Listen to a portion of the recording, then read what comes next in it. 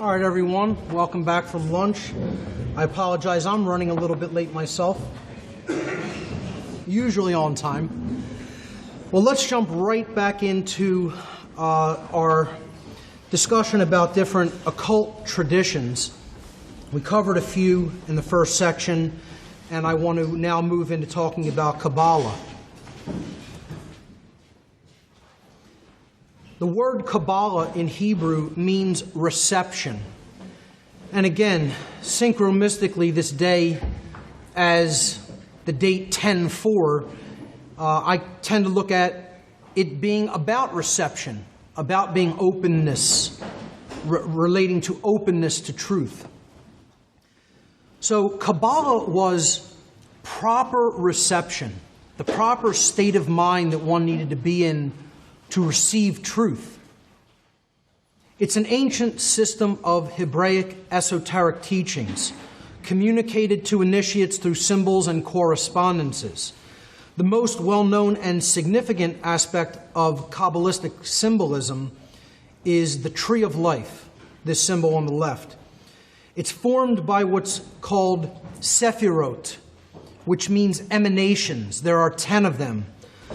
And these 10 sephirot or emanations are connected by 22 paths, forming this tree structure. The sephirot corresponds to various aspects of human mental and emotional characteristics. An 11th sphere named Da'at is not considered as one of the sephirot, but rather as the place from which the entire tree of life grows. And Da'at corresponds to the realm of hidden or occulted knowledge. As we'll see when I break down the tarot tradition in the last segment of the presentation, Da'at actually corresponds to the first of the 3 trivium steps: knowledge, understanding, and wisdom. You could see in the image that Binah corresponds to understanding and Hokmah to wisdom. But these 3 spheres at the top of the tree of life ultimately lead to the crown, which is known as Keter in Kabbalah, and that is the highest expression of consciousness. The Kabbalistic tree has correspondences to the Vedic chakra systems, with each level of the tree corresponding to a different chakra. So the Malkuth or kingdom level of the Kabbalistic tree corresponds to the root chakra. The Yesod or foundation Sephirah corresponds to the sacrum chakra or the desire center. Hod and Netzah correspond to the solar plexus chakra, a dualistic chakra because the will center is comprised of an internal aspect, courage, and an external aspect, will. And then Tiferet in the middle of the Kabbalistic tree corresponds to the heart chakra. And then Geburah and Hesed correspond to the throat chakra. One of these spheres, Geburah, corresponds to working upon yourself and the inner voice that you have to employ to transform inwardly. Whereas Hesed or compassion, that sphere corresponds to influencing other people with your voice. Then, of course, we get up to the higher levels of the tree, which I've already talked about, corresponding to the third eye chakra, understanding and wisdom, and then the crown chakra, unity consciousness. There are 3 pillars or paths on this tree, corresponding to the vertical columns. The left-hand path is known as the pillar of severity and generally deals with the internal aspects of consciousness. The right-hand pillar, the pillar of mercy, generally deals with the external or masculine aspects of consciousness, and the pillar of mildness in the middle represents the synthesis between those 2 paths. There is a order to the sephirot, or emanations, and they're labeled as such, with the first Sephirah Keter being number 1, and then moving in a progression down through Malkuth, which is Sephirah 10. And the energy movement on the tree of life corresponds to a being that is moving upward in a state of consciousness, from Malkuth, which represents base consciousness and physical world identification, up through the crown chakra. So this is the progression of energy on the tree of life. It works in a lightning bolt pattern. And often the Kabbalistic tree is referred to as the thunderstruck tree. You'll often see it depicted as a tree being struck by lightning, because this lightning path represents the path of energy from unconsciousness and worldly identification to enlightened or unity consciousness. Also in the Kabbalistic tradition, Kabbalists refer to what is known as 4 worlds of Kabbalah. And the triangles on the Kabbalistic tree correspond to these worlds. So if you look at the Kabbalistic tree as being 3 sets of 3 spheres joined by paths in triangles, you could look at Keter, Chokmah, and Binah as one of these triangles at the top of the tree. Then you could look at Hesed, Geburah, and Tiferet in the middle of the tree as the second triangle, the second triad of spheres. That represents another world. Then Hod, Netzah, and Yesod representing yet a third world, and then the base Malkuth, or kingdom, representing a fourth. So these worlds are as follows. Asiyah is the bottom world. It represents the physical plane or the material world. And it corresponds to the alchemical symbol of earth. And there's only one sphere in that world, Malkuth. Again, that's not really progressing. That's staying earth-bound, earth-identified, physical world-identified, base consciousness, only dealing with the physical plane. You don't have to look at it as a negative thing. It's just the things that operate in the physical domain. The next world up is Yetzirah, and that's called the formative world or the mental plane, corresponding to air or intellect. Again, that's comprised of the 3 spheres, Yesod, Hod, and Netzah, in that triangular formation. Above that, you have the creative world, the emotional plane represented by water, and that is the second triangle of Tiferet, the heart chakra corresponding to emotion, Geburah, and Hesed. Then you pass what is known as the line that represents the abyss, that is Da'at, leading to the truly higher realm, which is the realm of will or spirit, symbolized by the alchemical element of fire, and symbolized and comprised of the top triumvirate of the Kabbalistic tree, Keter, crown or unity consciousness, Chokmah, wisdom, basically because it represents right action, it's on the active side of the tree, and Binah, which is understanding and reception. Those are what is known as the 4 worlds of the Kabbalistic tree. Let's look at some basic concepts in Freemasonry, often a very misunderstood occult tradition, often not understood as an occult tradition because of its overtones in the modern day as a simple lodge system and a simple fraternal order. True esoteric Freemasonry is much more than that and has become very diluted in the modern day because of the modern lodge system. Often, many of the lodge systems are not even teaching the esoteric aspects and the proper understanding of Masonic symbolism at all in their lodge systems. I've criticized it greatly due to that and tried to really break down some of the very powerful spiritual allegorical symbolism in this tradition in my own work. Freemasonry is considered by its adherents to be a system of morality, which is veiled in allegory and illustrated by symbols. Now, some people, would never think of it as such because of the connotations that they view modern Freemasonry as. Again, You could look at something like what the modern church is doing, covering up pedophilia crimes, chief among them, compared to what the original Christian tradition was supposed to be about. And really, never the twain shall meet at this point in our world. Freemasonry is kind of very similar to that. I tell people you want to really go down to the depths and study the esoteric aspects of the tradition instead of what its so-called adherents are doing in the modern day. And if you understand the difference between the two, then this tradition becomes very rich in spiritual symbolism and teachings. The first 3 degrees of Freemasonry, or levels of knowledge communicated to the new Masonic initiates, are in order. First degree is entered apprentice, second degree fellow craft, and third degree master mason.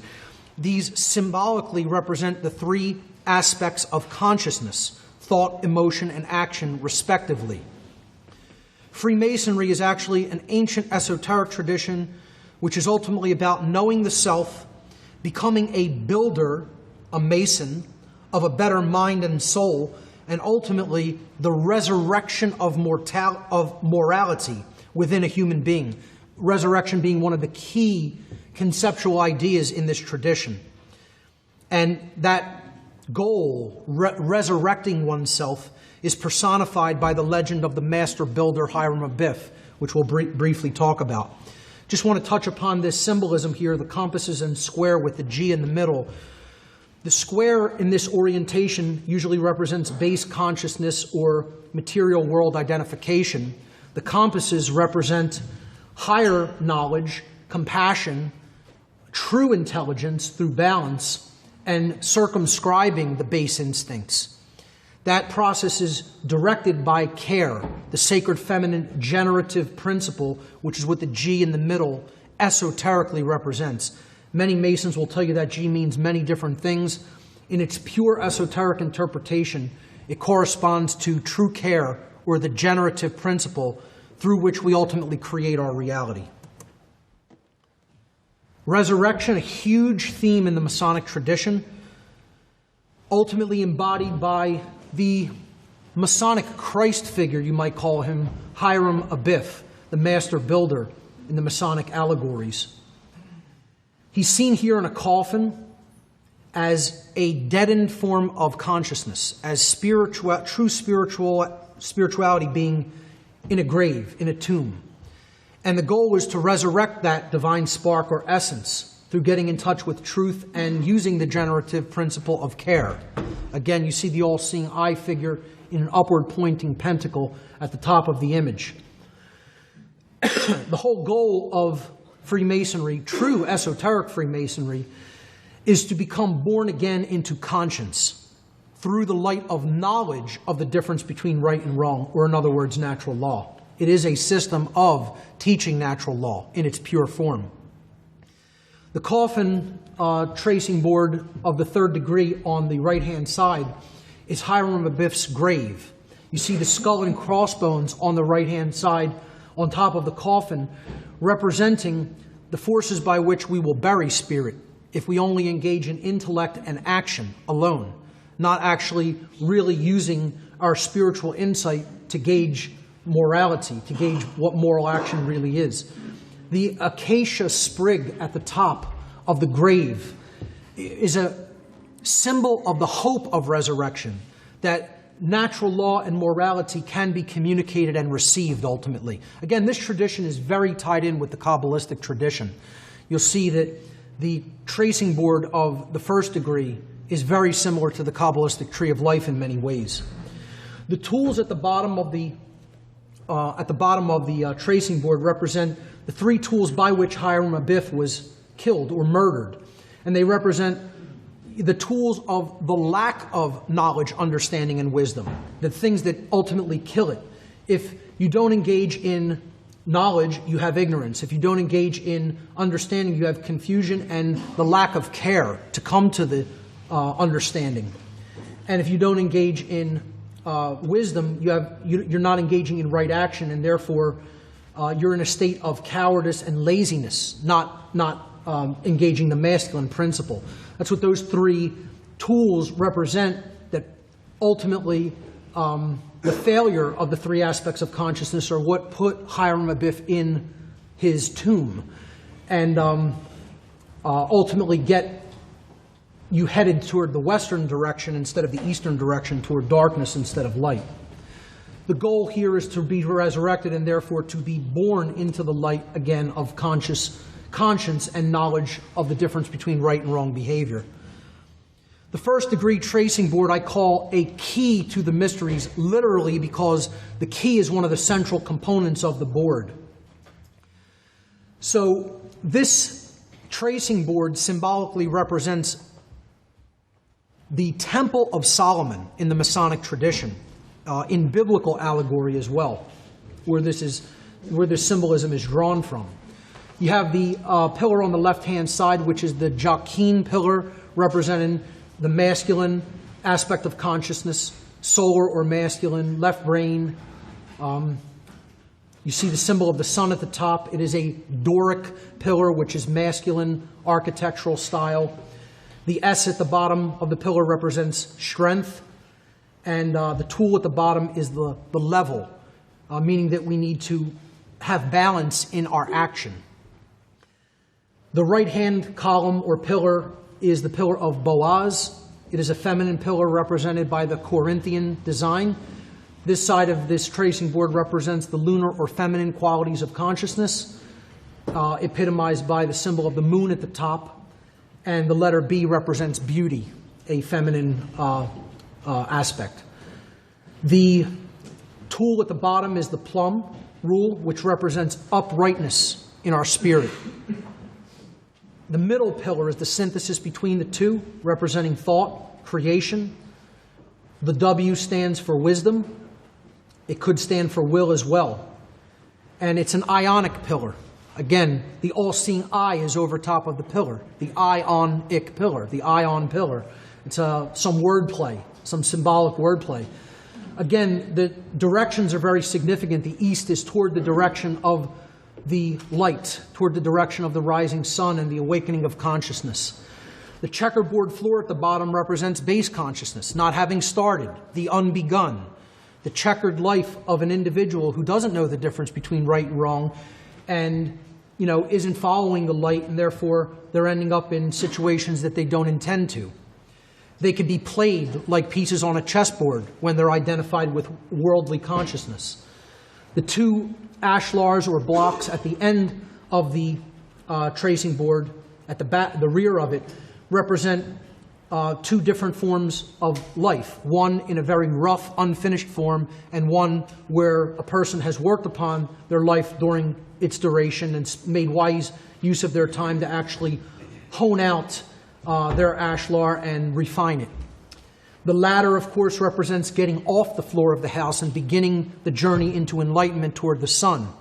The three initiates represent the three main levels of Freemasonic initiation: entered apprentice, fellow craft or journeyman, and master mason at the top of the ladder. The ladder moves from the moon to the sun, or from darkness to light, passing through the balance point, which is wisdom. And the key in the middle represents care. The key to all of it is what we care about.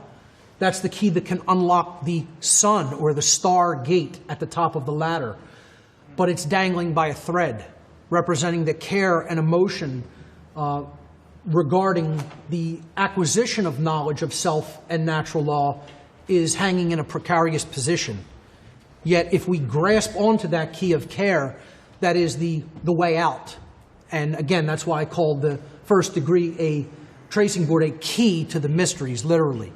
I hope that's an adequate explanation. It took me about 10 years of my life to deeply understand the symbolism on this board, and I'm still finding new things in it. But this is almost kind of given to new initiates as a form of subtle mockery, because the higher level initiates of this tradition in the modern world know that the lower level initiates aren't going to decode this. They're not going to know any of the symbolism allegorically. And so they're kind of like throwing the entire tradition in their face at the very beginning. Like, good luck with that. Good luck figuring out what that means. When we turn the board on its side, it reveals even more esoteric meanings. you could see that the checkerboard floor, if you look at that as as Earth identified consciousness, the lines of the checkerboard become the lines of latitude and longitude of the Earth. And then the pillars become the equator of the Earth. The middle pillar becomes the equator, and the other pillars become the tropics. The Tropic of Cancer at the top and the Tropic of Capricorn at the bottom, representing respectively the high and low point of light during the course of the year and the path of the sun, the respective path of the sun around the Earth during the course of the year.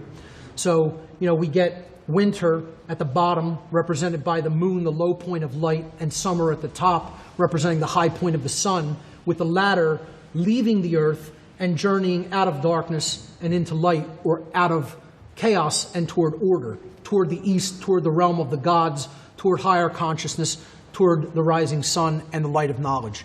Incredibly powerful symbolism, just brilliantly portrayed for those who are capable of decoding it. I call this the sigil of all masonry, a very deeply misunderstood seal that combines a lot of different symbolism, which I'm going to attempt to break down here today and help people to understand why this is the ultimate symbol of all forms of masonry, both light and dark. This symbol does not represent one thing, and it is not, you can't look at this in a unidimensional way of decoding the symbolism. It doesn't work like that.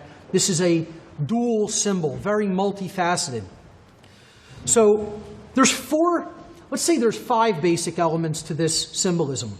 You have the two phrases, Annuit Coeptis and Novus Ordo Seclorum, which we'll break down in a moment.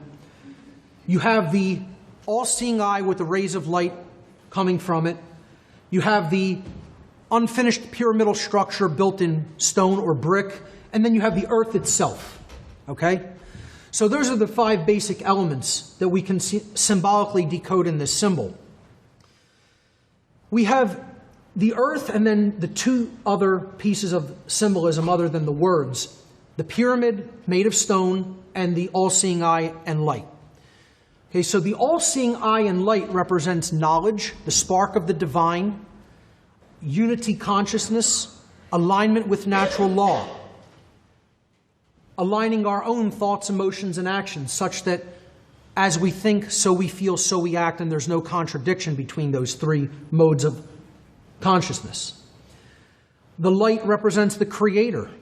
The eye represents the eye of the creator of the universe, shedding light into our physical domain, bathing the world in light. The brick represents heaviness, weightiness,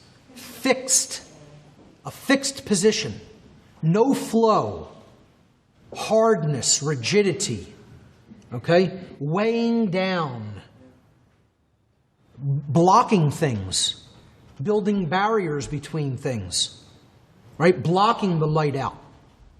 That's what you do with that building material, with stone, okay? It's the exact opposite of light. So really you only have two qualities of building material portrayed on the earth, light and stone. They're the two building materials of masonry. Symbolically, in masonry, you are either building with light or you are building with stone, one or the other. Okay? If you're building with light, that means you're building with truth. You're building with knowledge. If you're building with stone, you're erecting barriers between people and obfuscating things. Now, the phrases, Annuit Coeptis, means, in Latin, annuit, third person, singular, present tense. Annuit means he, she, or it favors or looks favorably upon something. Coeptis means an enterprise, an undertaking, or a work in progress, a project that is actively being built but not completed yet. So put them together. Annuit Coeptis. He, she, or it favors our project, favors our undertaking, favors our work, favors our building. Well, what is that work? The bottom banner tells you what it is. Novus Ordo Seclorum. literally translates as new order of the world, not of the ages. The Latin word seclorum would be of the ages. Seclorum means of the world or of the universe in Latin. So that phrase down there literally translates as new world order, unequivocally. So he favors our work, or he, she, or it favors our work, the new world order. Well, I would tell you that's the work of the light occultists and the work of the dark occultists, depending on which building material you are working with. So, let's look at what we would build if we are building with light as a light occultist or a de-occultist who wants to communicate truth. What would happen if we only build with light, and what another form of Mason does, what a Mason also does, is he tears down walls. He doesn't just build walls, he tears them down. So if we were to tear down the heaviness, the weightiness, the things that block us from the truth, the brick, the pyramid, the stone, the trap for souls, which is what the truncated pyramid ultimately represents. What would we have if we take the light of the Creator and remove the rest of the material? You'd only have the eye. You would only have the spiritual insight. You would only have the light of knowledge. You would only have the light of truth, the light of the Creator. There would be nothing else in the scene. That's what happens when when the light workers or the light masons complete their task of transmuting the stone into light, or in other words, transmuting ignorance into knowledge. The God of creation favors our work, the positive or light new world order of truth, love, and freedom. Conversely, what if we tried to put all of the light out of the scene? If this represents the world in a transition between light and darkness, going one way or the other, what if the dark occultists are trying to put out the light of the Creator from the world? Then what happens in the scene? Well, something like this happens, and watch it very carefully. The brick is completed, and it blocks out the Creator's light. And therefore, you have a permanent, completed male dominator structure. A structure that represents slavery, the light being blocked out from the world, and male dominance ruling the entire world as a prison for slaves. That's the dark New World Order. Oh yeah, the dark God favors their work, the dark New World Order. A world without the light of the Creator, a world without knowledge except for a very tiny few using it to enslave the masses of humanity. That's the dark New World Order for sure. So if we go back to this symbol as the world in transition, as I like to call it, the sigil of all Masonry, we can see how there's two different outcomes depending on which building material we are working with and which New World Order we're seeking to create. The dark occultists are trying to block out the light of creation from this world and erect the dark New World Order, a male dominator world without light, where dark occultists rule an ignorant, enslaved population with an iron fist, a spiritual prison for lost souls. Conversely, if we build the true light New World Order, we reach universal enlightenment and evolution through wisdom and personal responsibility. Truth, love, and freedom prevail, and the will of creation is fulfilled. It's what I call the one true great work, with the goals being truth, love, and freedom. And that is a variation on the sigil of Masonry that I came up with. And a very nice listener to my show actually carved this in wood for me and sent it to me, which I have actually hung up over my work area in my home. Just a really great piece of work and a labor of love in and of itself, which I thought was really kind of him to do. I hope that powerfully illustrates some of the symbolism of Freemasonry and helps people to understand what lies at the heart of that tradition if it's properly understood and its allegories and symbolism is properly decoded. and how you can understand there's a lot of two-dimensionality or multifaceted dimensionality in occult symbolism. I'll briefly touch on the tarot here because I'm going to more extensively touch on the major arcana of the tarot in the last section today. Tarot is infinitely more than fortune-telling. Unfortunately, it's become synonymous with it in the modern day. The tradition of tarot uses rich, multifaceted symbolism portrayed upon a deck of 78 cards to convey truths regarding the aspects of our own being and the laws of the cosmos. The tarot deck consists of two components, the major arcana and the minor arcana. Again, you see the correlation to occult knowledge in general. Okay? The major arcana consists of 22 cards, 11 of which deal with the aspects of the human psyche, with aspects of the human psyche, and 11 of which deal with aspects of natural law. Again, I'm going to break down those 22 cards in the final section of the presentation today. The minor arcana consists of 56 cards divided into 4 suits: wands, cups, swords, coins, and coins, each consisting of 14 cards, each suit consisting of 14 cards, ace through 10 cards, plus 4, quote, court cards for each suit. Sadly, in modern times, the tarot is looked upon by many people as being nothing more than a prop in the repertoire of fortune tellers, quote unquote. While the system of cards could be used as an intuitive divinatory aid to ask and answer questions about what individuals' prospective future may look like, this is considered by serious students of the tarot tradition to be an ancillary usage of the tarot deck at the very best.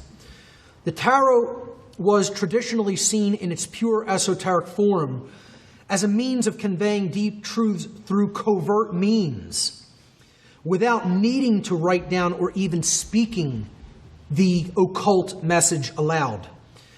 If a picture is worth 1,000 words, as the saying goes, a tarot deck, when deeply understood, speaks countless millions of words. It is a book. It is more than a book. It's a lifetime of lessons encoded into the symbolism. And if you really deeply study it, there's nothing that's not in it. Just briefly, I want to talk about the suits of the deck. The suit of coins, depicted in green here, again represents earth, or the inherent qualities of the individual, and it is associated with the material plane. The suit of swords represents air or intellect, the mental plane. The suit of cups is correlated with water, and it represents our emotional qualities, the emotional plane. And finally, the suit of wands, depicted in the bottom right in red, represents the plane of will, or our actions, the masculine components of our psyche, represented alchemically by the symbol of fire, the upward pointing triangle. The Wheel of Fortune card, which is card number 10 in the major arcana, has some iconography on it that kind of tells us about what the tarot itself actually is and is intended to be used for. Many people call the tarot the goddess's book, the book of truth, or the wheel of truth, because of the symbolism on this particular card. Again, of course, the word tarot is actually in this card. If you start at the top, progress counterclockwise, and then come back to the top, the T at the top. If you reorganize the 4 letters of this card in order, in various configurations, you come up with 6 words that actually teach a lesson in and of themselves. The word rota, R-O-T-A, in Latin is the noun wheel. Again, the tarot is known as a wheel because it kind of loops back upon itself, and the symbolism is consistent with itself, and portrays the occult aspect of correspondence. That which is above is like to that which is below. We're going to see that greatly when we talk about the macrocosmic, the microcosmic tree of the major arcana, and then the macrocosmic tree of the major arcana. The word tarot itself is a phonetic equivalent. T-A-R-O is a phonetic equivalent of T-A-R-O-T. The Latin verb A-R-O-T, third person singular, arot, from the Latin verb arare, means to cultivate or to grow or to order something, to bring order to. The Latin verb orare, which is where we get O-R-A-T, orat, means to plead. It actually means to make an impassioned treaty, to beseech or to entreaty, an impassioned entreaty. It means to passionately ask somebody to do something. Not like beg as in, I'm begging you, give me this, but please do this, something like that. So we get the word orator, oration, meaning speech from that verb. The word Torah, it's a Hebrew word meaning law, T-O-R-A-H, transliterated into English from the Hebrew. T-O-R-A would be a phonetic equivalent, and then Ator would be a phonetic and truncated form of the Egyptian goddess of love, Hathor, who many people say that the tarot deck was dedicated to or patterned after the teachings of Ma'at, Hathor, and Isis, other different forms of Egyptian goddesses. That's why many people call it the Book of the Goddess. So we put all these together: wheel, tarot, cultivate or grow, plead, law, Hathor. The wheel of tarot cultivates or brings order or helps us to grow. It pleads the law of Hathor. You could say this as the wheel of tarot brings order by asking us to learn natural law or the law of love. Powerful symbolism right in the words that we can just, look at in a simple symbolic card. And that's only one of the cards. Again, I'm going to break down the tarot in more depth later. I'm just very cursorily touching on some of these traditions because I want to move on to symbolism shortly. Rosicrucianism is the next occult tradition I want to say a few words about. It comes from the Latin, the word itself, Rosicrucian, comes from the Latin noun rosa, meaning rose, and the Latin noun crux, crucius, meaning cross or crucifixion. Rosicrucianism is a tradition of esoteric Christianity that is based upon allegory and symbolism, as are most occult traditions. Its mythical founder is Christian Rosenkreutz, again, another Christ figure, another wisdom teacher figure, allegorically, symbolically in the tradition. Christian Rosenkreutz represents the soul on its journey into knowledge and enlightenment in the Rosicrucian tradition and its allegories. This is called the Rose Cross in the Rosicrucian tradition. This particular variant of it, I believe, came out of the Hermetic Order of the Golden Dawn, which dealt with Freemasonry, which dealt with tarot, which dealt with Hermetics, and certainly dealt with Rosicrucianism and Kabbalah, all of these traditions. The main symbol of the Rosicrucian tradition is the Rose Cross. The Rose Cross, the rose part of the Rose Cross represents the spirit and its symbolic crucifixion in the world of matter, its descent into the material plane. The cross represents the world of matter itself, its four arms representing the four elements of earth, air, water, and fire in the material domain. This is another popular variant of the Rose Cross, with the white cross in the middle of the five-pointed star or pentacle, representing earth, air, water, fire, plus spirit in its properly oriented position at the top of the five-pointed star, representing spirit in ascendancy or in a more important position over the realm of matter, the purely identified material world elements. The cross in the middle is white, representing purity, and then there are 7 crosses in a U or magnet shape, again, very symbolic. I would suggest representing the 7 Hermetic principles, the laws of nature, bound by true care in the middle, the purest of the principles of natural law, the principle of care. Again, that magnet representing the law of attraction that you form, and also representing you, the individual, the self. The ultimate teaching of the Rosicrucian tradition as a form of esoteric Christianity is the universal spiritual law of oneness, as it is called in the tradition. This law is most commonly known as the Golden Rule in exoteric Christianity. Simply put, this law states, treat others as you would yourself, for there is no true separation in nature. If another suffers, oneself suffers. If one being is suffering, all beings are suffering. That level of unity needs to be recognized if we're really going to transcend the current human condition. Again, a beautiful allegorical tradition, Rosicrucianism, if properly understood. I highly recommend the works of Rudolf Steiner and Max Heindel, in particular, if you want to learn more about Rosicrucian tradition.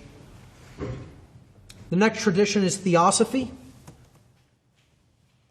Theosophy comes from the Greek nouns theos, meaning God or divinity, and the Greek noun sophos, meaning wisdom. Thus, Theosophy literally means the divine wisdom, or the wisdom of the divine. Theosophy is a symbol of esoteric philosophy, which investigates and seeks direct knowledge of the mysteries of being and nature. You just see the theme over and over again. Constantly comes back to the same thing. Being and nature.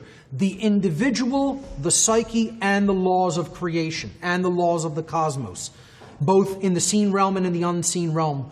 The laws that operate in the seen are the physical laws. Those that operate in the unseen are the spiritual laws. The theme is consistent throughout all of the occult traditions. Although it is an ancient philosophy, Theosophy was popularized by a 19th century occultist named Helena Petrovna Blavatsky, who founded the Theosophical Society and wrote many famous works of occult teaching.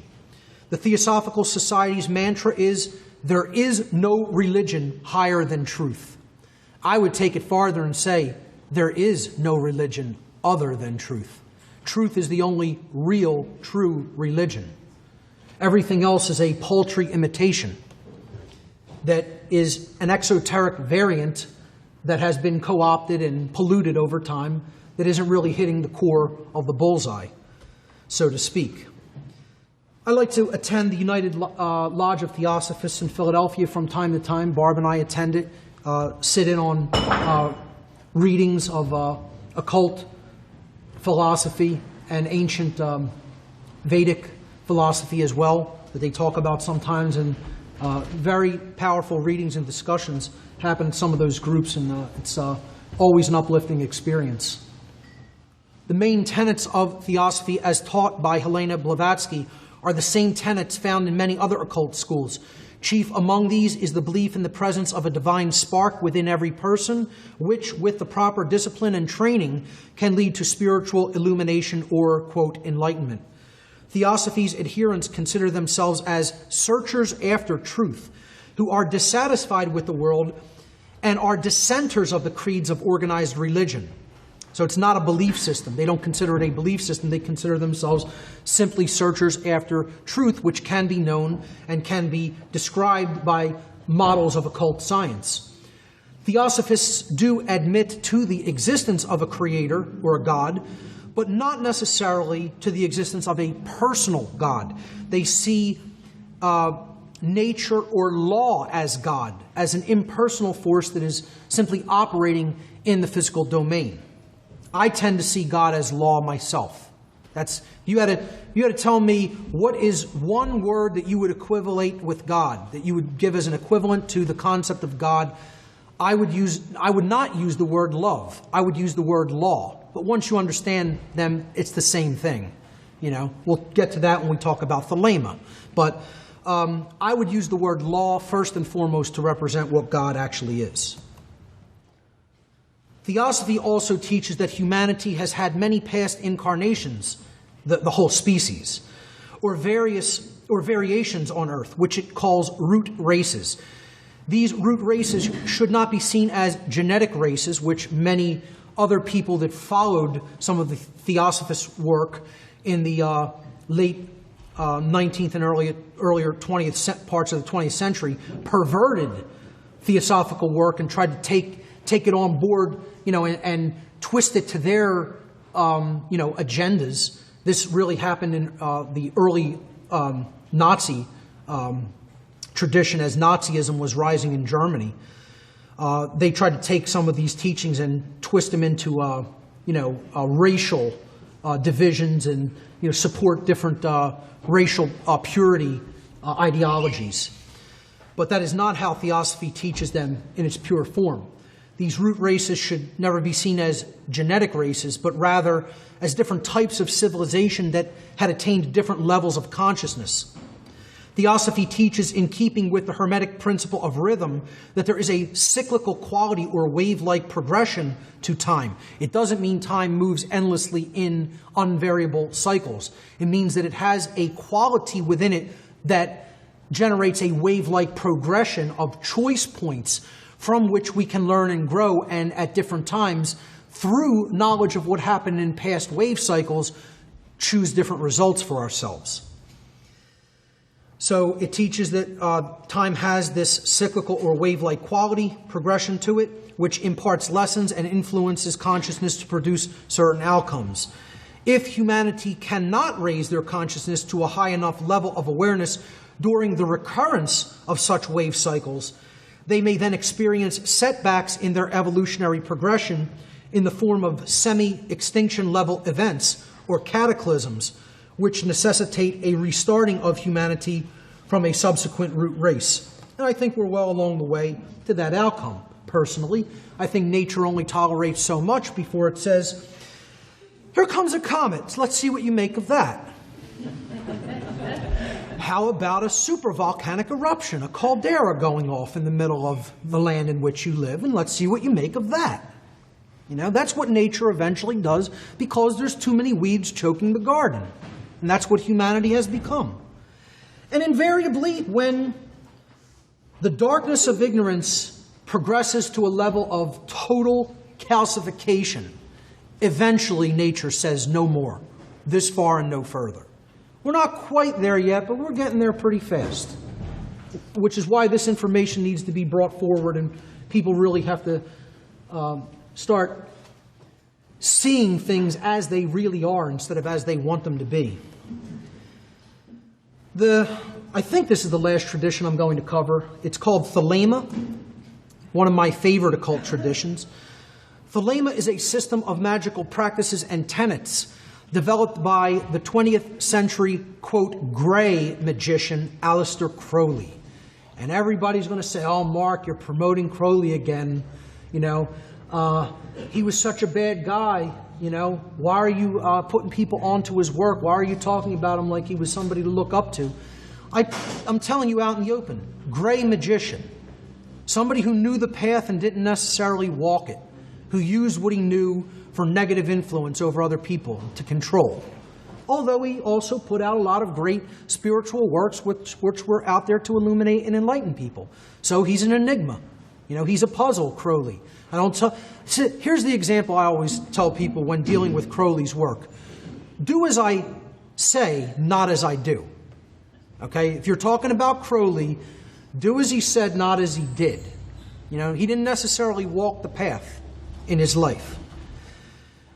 The main precept of the occult tradition of Thelema is, quote, do what thou wilt shall be the whole of the law. This precept is far too often completely misunderstood and completely taken out of context. Used properly, do what thou wilt shall be the whole of the law refers to the Thelemic concept of the true will. It's a central focus of the whole occult system, the true will. The true will represents a human being's true purpose and path in life, which exists in, I'm sorry, I have a mistake there. It should say exists in harmony with the will of the universe. I'll correct that in the slides before this video goes to press. This is the path upon which we are guided when we have learned to hear and follow the teachings of the higher self and natural law. That means we are doing the true will. We have gotten what we want out of the way. You know, how many, to learn what I have learned, to put together what I have put together, and again, not tooting my own horn, I'm just making a statement about the amount, the level of work and sacrifice that was required to even get to this level of understanding. Okay? I had to set aside things I wanted to do for me, for myself, to be here today, to put this together, the time invested, you know. Again, I want to be doing other things. Mark Passio wants to be doing other things. Okay? Mark Passio's alignment with the true will says, can't be doing other things and still be doing the true will. Sorry, but it doesn't work that way. Therefore, I'm putting aside Mark Passio's desires and saying, we got to get to the great work and start getting it done. You know? So that's what the true will really is about. It's not about what I want. Doesn't mean do whatever you want. That's how people who have absolutely no understanding of Thelema or Crowley's intent or writings try to say it means. It absolutely doesn't mean that at all, never did. Crowley never interpreted it like that, never told one living human being that that's what it meant. It's called people who are completely profane when it comes to these teachings and haven't looked into it an iota for themselves, want to make up what they think it means. Okay? Used properly, it refers to the Thelemic concept of the true will, a human being's true purpose and path in life, and that is what we begin to do when we learn to listen to the voice of the higher self and when we learn to listen to natural law's teachings. For those called to the path of Thelema, the true will refers to the great work of truth, love, and freedom. Do what thou wilt does not mean to do whatever you want. To do the true will is the apotheosis of freedom. It means you are putting freedom up on such a pedestal, you are elevating it to the level of divinity. It is the will of the Creator. Freedom is the will of the Creator of the universe. And that's what Thelema is teaching. But the true will is also the strictest possible bond. As Crowley said, do thy will and no other shall say nay. Not my will be done, thy will be done. The will of creation be done.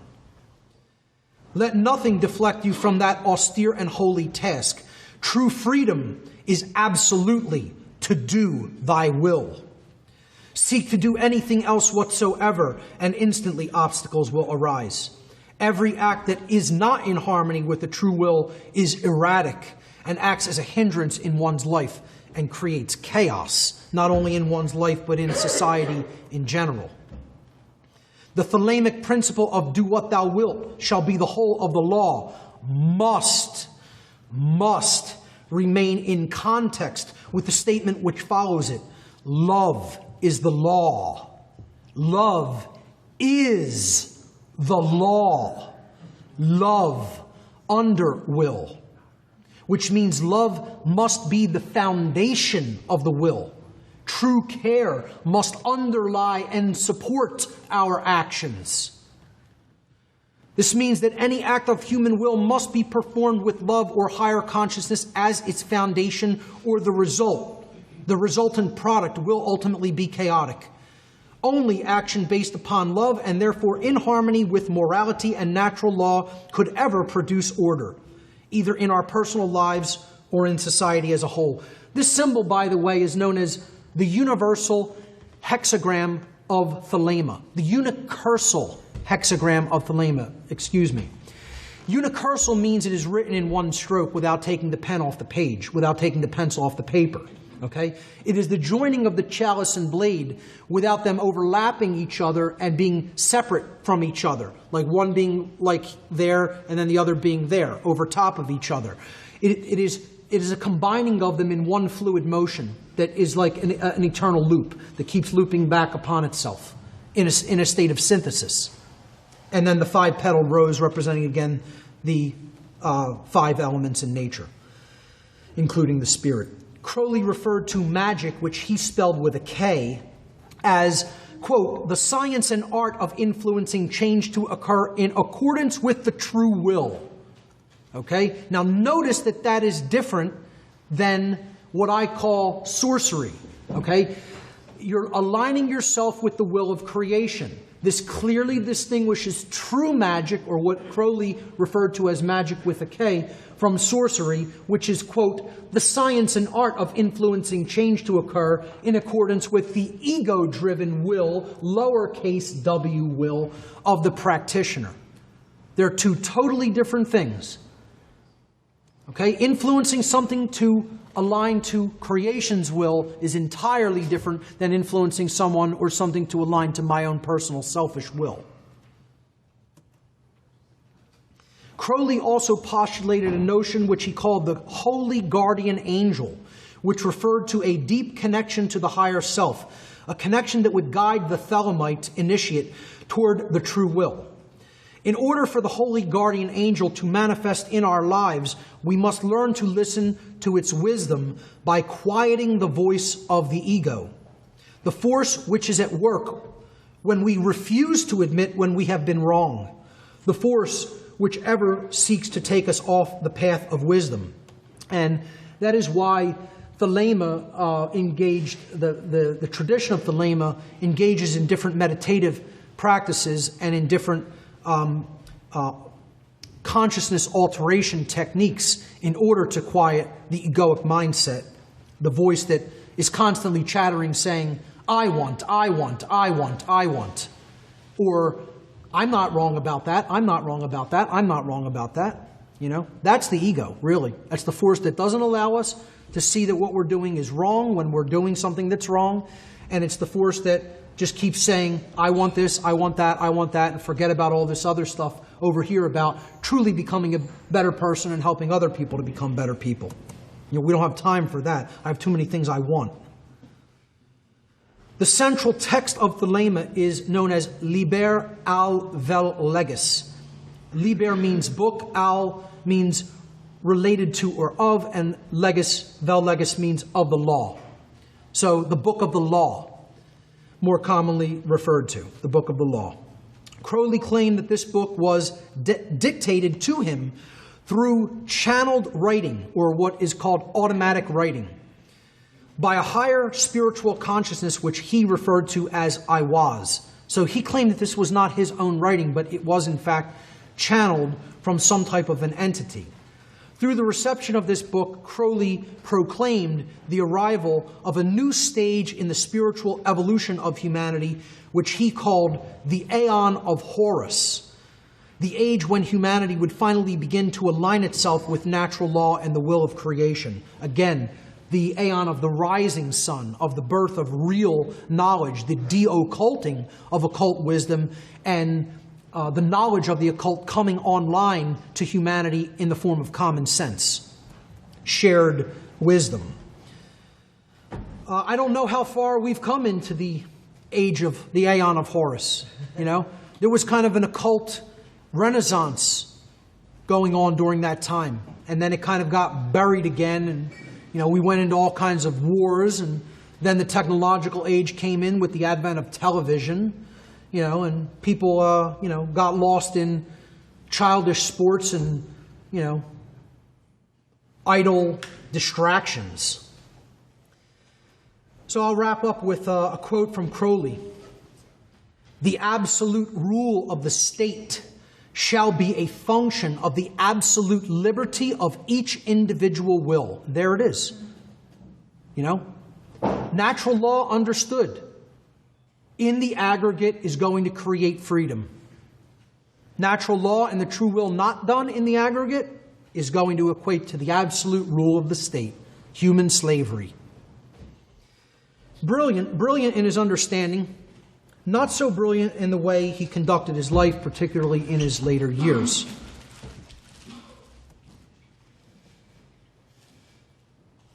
Last aspect of occultism I want to touch on is dark occultism. I'm not going to belabor this too long. I just want to really talk about who are these people that I refer to as the dark occultists. You can call them a million different names, folks. Doesn't matter what you call them. You can call them sorcerers. You can call them dark Luciferians, those who have the light and use it for dark purposes.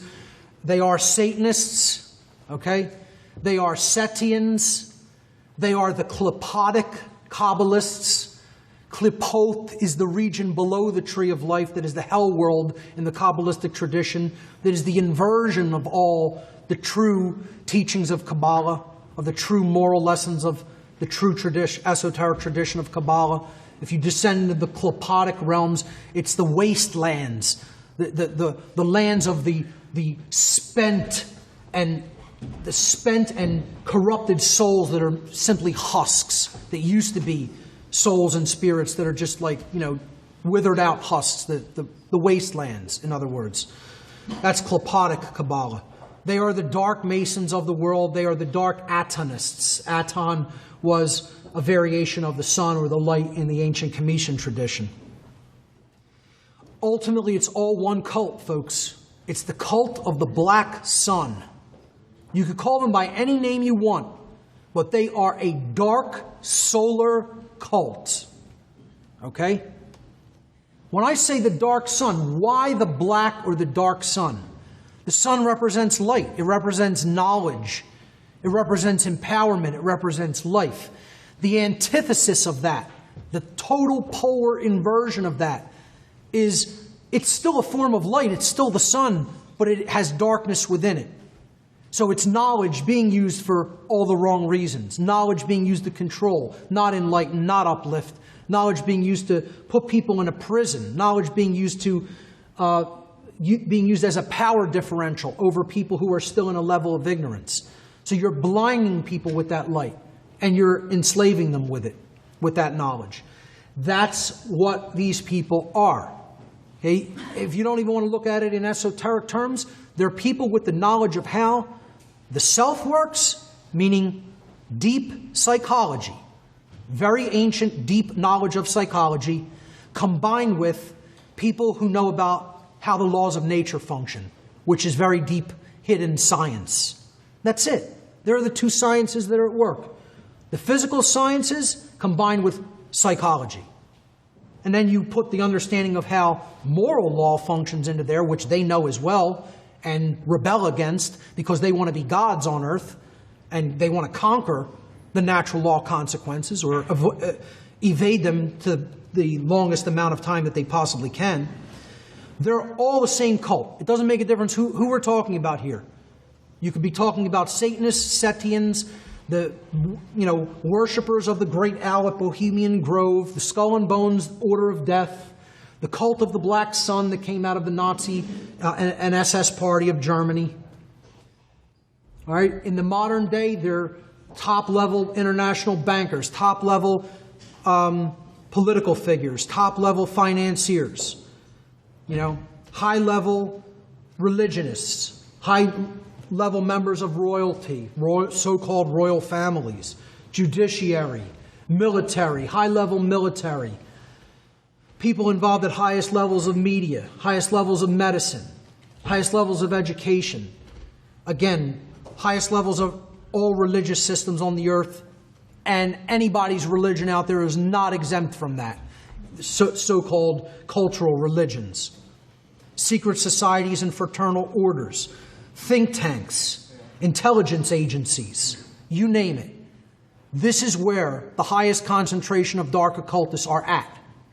This is who they are. This is how they operate in the world. These are the institutions who determine how people's lives will be run, because we let them. And at the top level of every one of these institutions, you're going to find the cult of the Black Sun operating. Helena Blavatsky, the main teacher of the occult philosophy known as Theosophy, tried to warn people about these sorcerers, about this dark solar cult. In her third volume of The Secret Doctrine, she wrote this. And again, Blavatsky gets a bad name like Crowley, and they want to just throw all of her works out. And say, oh, there's no wisdom in any of her work because that's the occult, and that's bad. People who have never read her work will make statements like this. She said, for the true student of occult lore, white or divine magic could no more exist in nature without its counterpart, black magic, than day without night. Everything in that nature has an occult. a bright and a night side to it. True, magic has lost its name, and along with it, its rights to recognition. But its practice is in daily use. The real truth is that magic is still in full sway amidst mankind, however blind the latter to its silent presence and influence on its members, however ignorant society may be and remain to its daily and hourly beneficent and maleficent effects. Again, the light and the dark side to the occult. The world is full of such unconscious magicians. She's saying even some of the people involved in these institutions use their influence and don't really know that they're employing occult strategies in many cases. They're just using that knowledge. The world is full of such unconscious magicians in politics as well as in daily life, in the church as in the strongholds of free thought. Most of those magicians are, quote, sorcerers, unhappily. Not metaphorically, but in sober reality, by reason of their inherent selfishness. Again, my will be done. Okay? Their revengeful natures, their envy, and their malice. The true student of magic, well aware of the truth, looks on in pity, and if he be wise, keeps silent. Again, I don't agree with that philosophy. Okay? I don't agree with that ideology. I think we need to speak up more than ever regarding this, not keep silent about it. Again, I could present people who I have a great deal of respect for, and I don't have to agree with every single thing that they say. I could still have a tremendous amount of respect for what they did get right and for the work that they did share. For every effort made by him to remove the universal cecity, which means blindness, is only repaid with ingratitude, slander, and often curses. Lies and calumny become his lot, and thus the well-wisher is soon torn to pieces as a reward for his benevolent desire to enlighten. And you know what I say? Damn it to hell. So be it. It doesn't matter what people make of it. It doesn't matter whether they don't want to take the wisdom. It doesn't matter whether they don't want to take the knowledge. I'm going to speak it anyway. That's what's going to happen. You know, and that's the level of courage and will that people need to step into. Which, sadly, I don't feel Blavatsky fully made it to. As many occultists didn't. And again, like I said at the beginning of the seminar, how many occult teachers are actually doing this, who claim that they're really knowledgeable of the occult? How many of them are out there sharing that knowledge with people, even in a rudimentary, cursory, introductory sort of way? Hardly any, a paltry number. You could probably count them on one hand. All right, let's move into some breakdowns of occult symbolism, which I think people should enjoy. Occult symbolism is a secret language hidden in plain sight. Symbols are all around us. They're in just about every walk of life that we engage in. From business to shopping to advertising to on the products that we use on a day-to-day basis, everywhere. I've been using them throughout this presentation, you know, to communicate messages in subtle ways, to correspond and correlate ideas. But people say, hey, why do we need to look at symbolism and interpret them and try to understand what symbols mean? Isn't that a big waste of time? You hear this again. The people who say this is all insignificant, again, over and over again, these people are the people who think it's just a political problem. All right?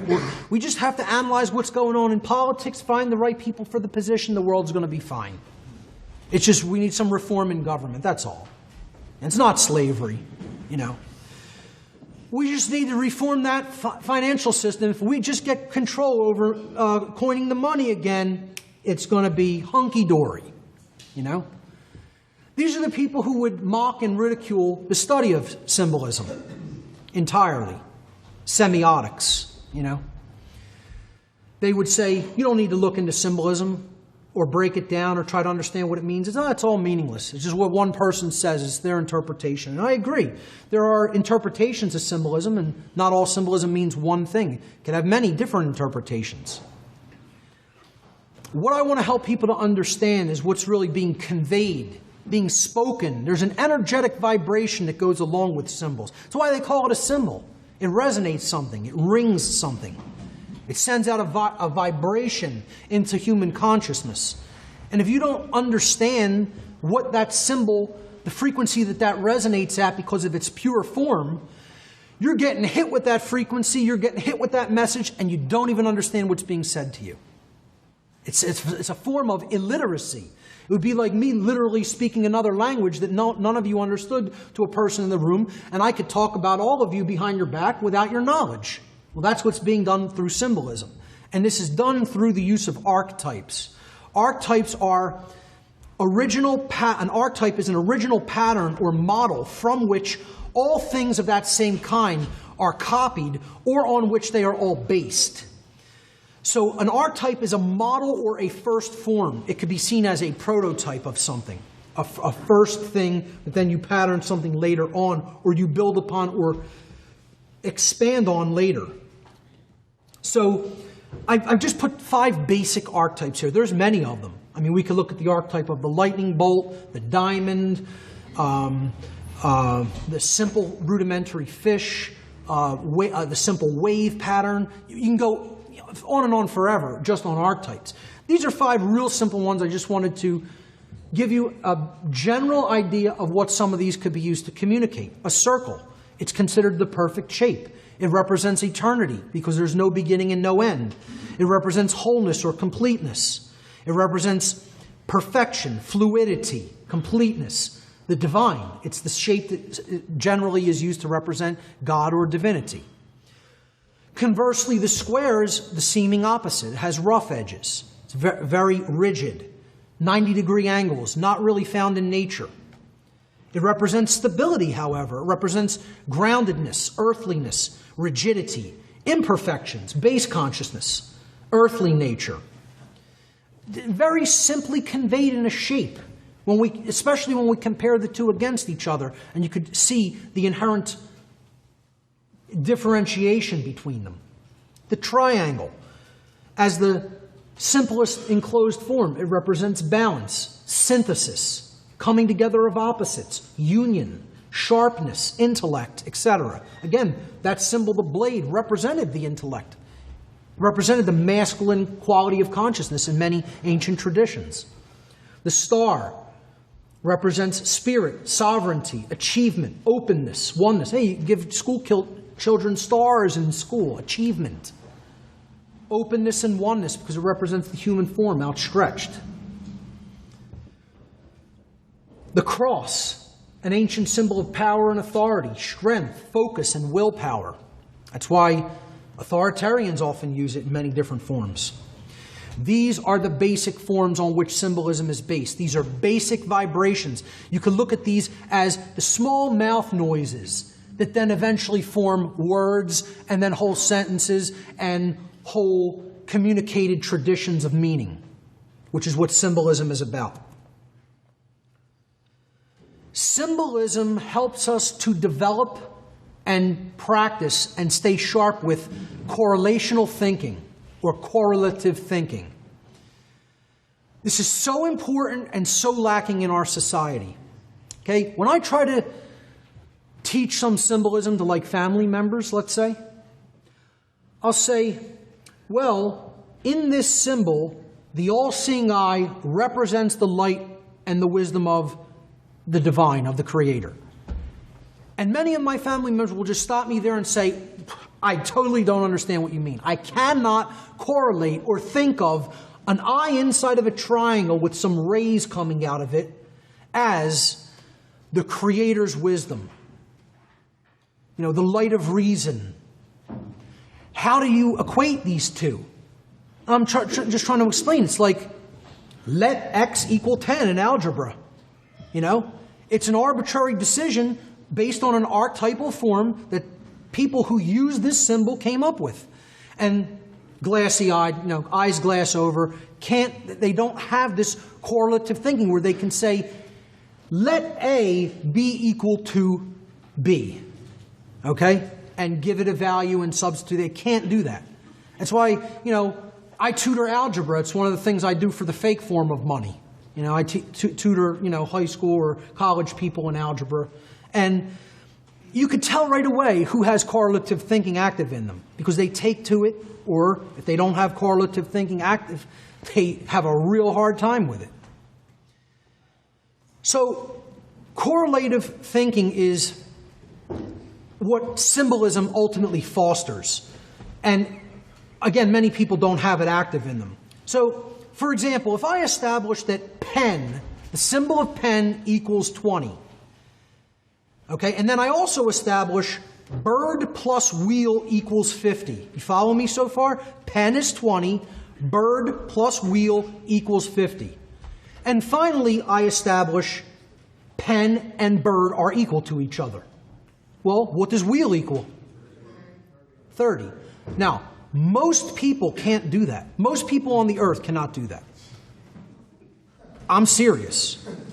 More people alive on the earth cannot do that than can, because they cannot engage in a simple correlation. I know most of my family members can't. And I'm not saying that to insult anybody. I'm just telling you how it is. The majority of human beings will not be able to provide the answer for the value of the wheel in that simple correlative exercise, which is simple algebra. And they couldn't explain why that answer is so. Because if pen and bird are equal to each other, since pen equals 20, bird must equal 20. Then we could go over here, plug in the value of 20 into that equation where the bird is at. 20 plus wheel equals 50. Wheel must equal 30. That's why it's so. You know, that's a simple proof of that. So symbolic illiteracy combined with the widespread absence of correlative thinking has made it dramatically easier for those who use their knowledge of symbols and archetypes to manipulate behavior at a subconscious level, because they can sneak messages into wherever they want, and the person has no idea that there's an embedded message there, and they have no idea what it means. That's how they do it. And that's why it's significant to study. Now, I'm going to give you a great example of archetypal symbolism applied for mental manipulation. And I tell people, if you want the first example to study about what the occult is, this is one of the examples to look into. This is what the occult is applied in life. This is mind control applied in life. It's not my interpretation of that, it's what it really is. It's not just clever marketing. It's occult concepts that some people know how they work and some people don't, applied for the purpose of one group of people getting what they want at the expense of another group of people. So keep that in mind as I explain the Betty Crocker conundrum. In the early 1950s, a perverted form of Sigmund Freud's psychoanalytical approaches, championed by Freud's nephew Edward Bernays, were sweeping across America, even to the point where the Central Intelligence Agency was using these psychoanalytical approaches for mass control of the population. A great book to read on this is Jim Keith's Mass Control, The Manipulation of Human Consciousness. A place where it proved very successful was in the unassuming kitchens of middle-class families. Betty Crocker Foods had produced an instant cake mix. All you needed to do was add water to the supplied powder. In that time, this was considered somewhat of a miracle, of a minor miracle. The problem was that the miracle cake mixture did not sell at all. And Betty Crocker put, a lot of money into research and development to come up with this stuff. They didn't want to have to go back to the drawing board. They wanted to sell what they came up with. In other words, they wanted to make people want it. They didn't want to accept the decree that had been given them, we don't want this. So undaunted, Betty Crocker Foods turned to the science of psychoanalysis to help, quote, solve the problem that they had. In other words, to make people buy something that the company already knew they did not want. Instead of trying to provide a product they did want, they wanted people to want what they had already invested R&D money in and what they had already made and put out onto the shelves that was a complete flop. And there was a reason it was a complete flop, which we'll get to. Crocker hired a Madison Avenue ad campaign firm to investigate through psychoanalytical techniques the underlying reasons that the housewives did not want the cake mix. And they did this through many interview sessions with many housewives. The conclusion of the study was that although the average American housewife very much appreciated the convenience of the cake mix, she felt very guilty about deceiving her husband and family into thinking she had worked hard for them, when in fact she had done very little work and put very little of herself and her own love into the project, as she had done when making a cake from scratch, entirely from scratch. So she was feeling guilt inwardly at having kind of gotten off a little bit easy, not having to do as much work or invest as much time and energy and love into the project of making a cake for her family. The answer offered to Betty Crocker by the psychologists they hired was quite simple. All that needed to be done was to add 3 words onto the instructions on the box of cake mix. Add 1 egg. Add 1 egg. That's it. They just had to say, you provide an egg to this mixture. Now, what's the egg? It's an archetype. It's a symbolic original form. The egg is creative essence. In many ancient cultures, the egg represents the cosmos itself, the womb of creation, the sacred feminine essence from which all life springs. And again, it is the feminine fertility symbol. The egg is what the woman contributes to the birthing process. The egg, as one of the most important and ancient archetypal symbols, holds very deep, often subconscious correspondences to life, birth, and creation, making the entire process of making the cake more meaningful in the housewife's mind. In this way, she would, in proxy, be, quote, giving life to her husband and family by providing the egg. This is how the mind works at a subconscious level. Changing the recipe to add an egg to the mixture offered the guilty housewife a way out by doing more than adding just water, by adding an ingredient which was psychologically intertwined with her own life-giving and creative capabilities. She could assuage her guilt that she was feeling. The end result: sales of Betty Crocker's unwanted cake mix soared. And I couldn't find an original ad that had the 1 egg on it. This was when they ratcheted up the recipe to include 2 eggs. This is from the late 1950s. And you could, if you read this up close, if you blew this up and read it up close, over and over again they keep talking about the egg. It says, Betty Crocker brings you that special homemade goodness because you add the eggs yourself. Now that, at the bottom, let me see if I can see it. It says, here we go. It's very small print. There are only 2 kinds of cake mixes. This is the only underlined, nationally sold cake mix that lets you add the eggs. The only one that gives you that special homemade goodness. Yep. Light, fluffy cakes. They're made with famous soft silk cake flour, ... and you add the eggs. Over and over again, they keep re-emphasizing this in this one ad. No, it's all accidental. You don't need to know about any of this stuff. Symbolism is insignificant. It has nothing to do with what's going on in your mind at all.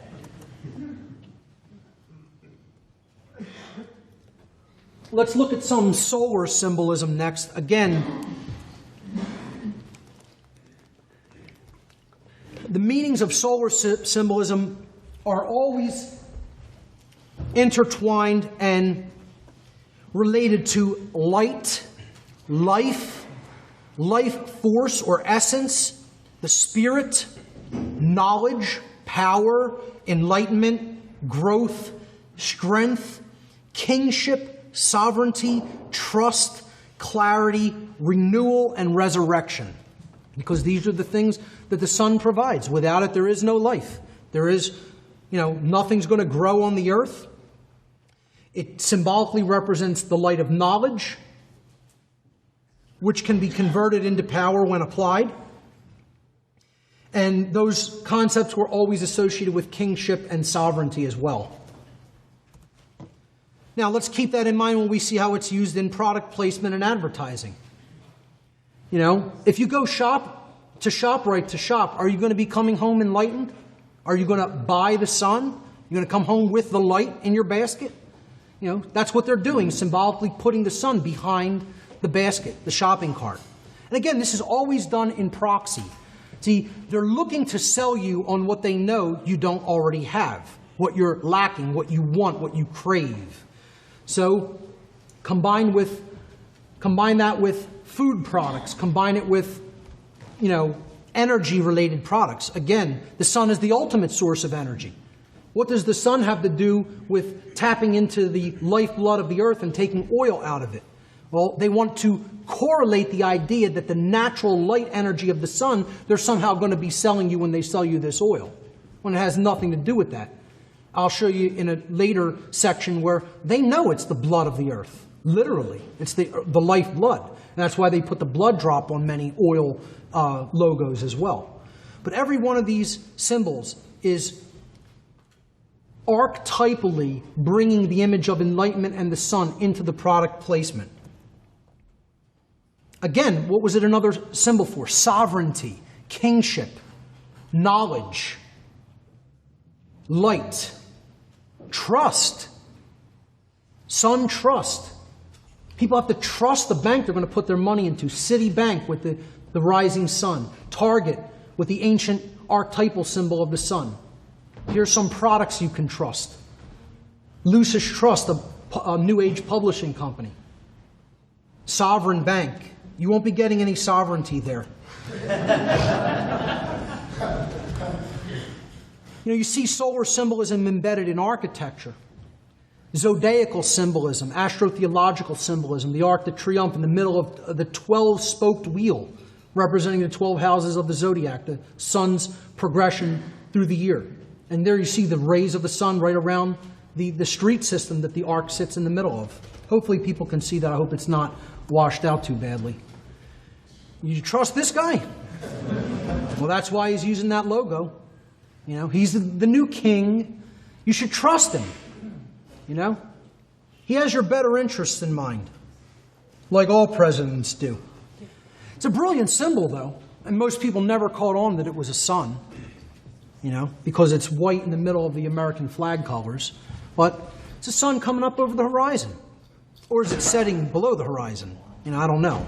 But, archetypally, that's connecting with trust for people, power, knowledge. The things that somebody like that who's a con man, a confidence man, who wants to gain other people's confidence, wants to portray. And it doesn't make a difference, whether it's him or some Republican, they all do it. Like I said, blood symbolism is another big thing, especially when it comes to banking and oil. You'll see this. You just look for it, you'll see it. And again, the symbolic correlations are to life, the life force, vitality, flow, movement, and fluidity. Well, what are oil and banks all about? Flow, right? Flow of energy, flow of commerce. Well, what are they really telling you? Are you going to a blood bank for your life force energy? That money is your life force. You can't live without it, just like you couldn't live without your blood? Isn't that the deep-seated psychological correlation that they're trying to portray by putting a blood drop and associating it with a bank? And, it doesn't even look like a C, That's the C from Commerce Bank, but it's a blood drop. And very many oil companies use this as well, because they know that oil is not what people claim it is, a fossil fuel. It's a substance that the earth completely renews and regenerates, just like we make new blood when pints of it are taken out of our body. And that's what we're doing. That's what they're doing. They're vampirizing the earth like vampires, taking the blood, sucking the blood out of this planet. Let's look at some astrotheological symbolism. Again, the meanings and interpretations here range from authority and power to intelligence, divinity, again, associated with the heavens, the higher realms, the realm of God, the realm of the angels, the realm of the stars, travel, getting away from here, getting off earth to the higher realms, to the stars and heavens, escape, comfort, pleasure, peace of mind, sexuality embedded in astrotheological symbolism in many cases, fertility and union. And again, these are all things people want. That's why they always work these into symbolism for products. These are the things people want to connect with. It's what they want present in their lives. And so you put that in proxy in the symbol. Now, astrotheology is traditionally used widely in religious traditions, of all religious traditions. Islam uses the iconography of the moon constantly, astrotheological symbolism. Judaism uses the astrotheological symbolism of both the stars and Saturn in its religion. And of course, Christianity uses the astrotheological symbolism of the cross of the zodiac and the symbol of Pisces, because we are in the Piscean age when it comes to the precession of the equinoxes, astronomically. So look at the cross in this symbolism. You have it on the Pope's mitre. You have the fish head of Pisces as the Pope's mitre, the open mouth of the fish on his head. The fish symbol is the representation of Christ in modern Christianity. But this symbol in the ancient Comitian tradition was in its upright position, not on its left side, as it is today, in its imbalanced form, but in the balanced form with the point pointing upward, was the symbol of the Shem Suhor, which was a group known as the disciples or the followers of Horus, the rising sun. Again, that's what the Christian tradition is it's a retelling of the solar deities of the ancient world, particularly Horus, Tammuz, Dionysus, Mithra, and others. But you see the zodiacal cross of the greater and lesser crosses, or what is known as the cross of St. George and St. Andrew, in the middle of Vatican Square. You have the Pope holding the symbol of the cross. You have the cross on his sachet that he's wearing. I mean, it's replete with astrotheological themes, one of them being the cross. Here you see Aries symbolism in product placement. Again, that's connected with comfort and sexuality. The Dodge is actually, the ram there is actually, it's symbolic of the feminine womb, the fallopian tubes in the womb. The Aries symbol of McDonald's and the colors of comfort, red and yellow, which you see constantly associated with food, particularly food that's not so good for you. Again, astrotheological symbolism always associated with comfort. That's why they'll sell you that symbolism in the Starbucks logo as well. The comfort of the goddess, the moon, the crescent moon symbol, the sovereignty of the upward pointing stars. You know, you're just going to get an overpriced cup of coffee. You're not going to get any of those things, you know. The Saturnian symbolism, constantly the swoosh representing the ring of Saturn, the rings of Saturn. It's been pointed out by many people that Nike is just Enki, you know, in a different order.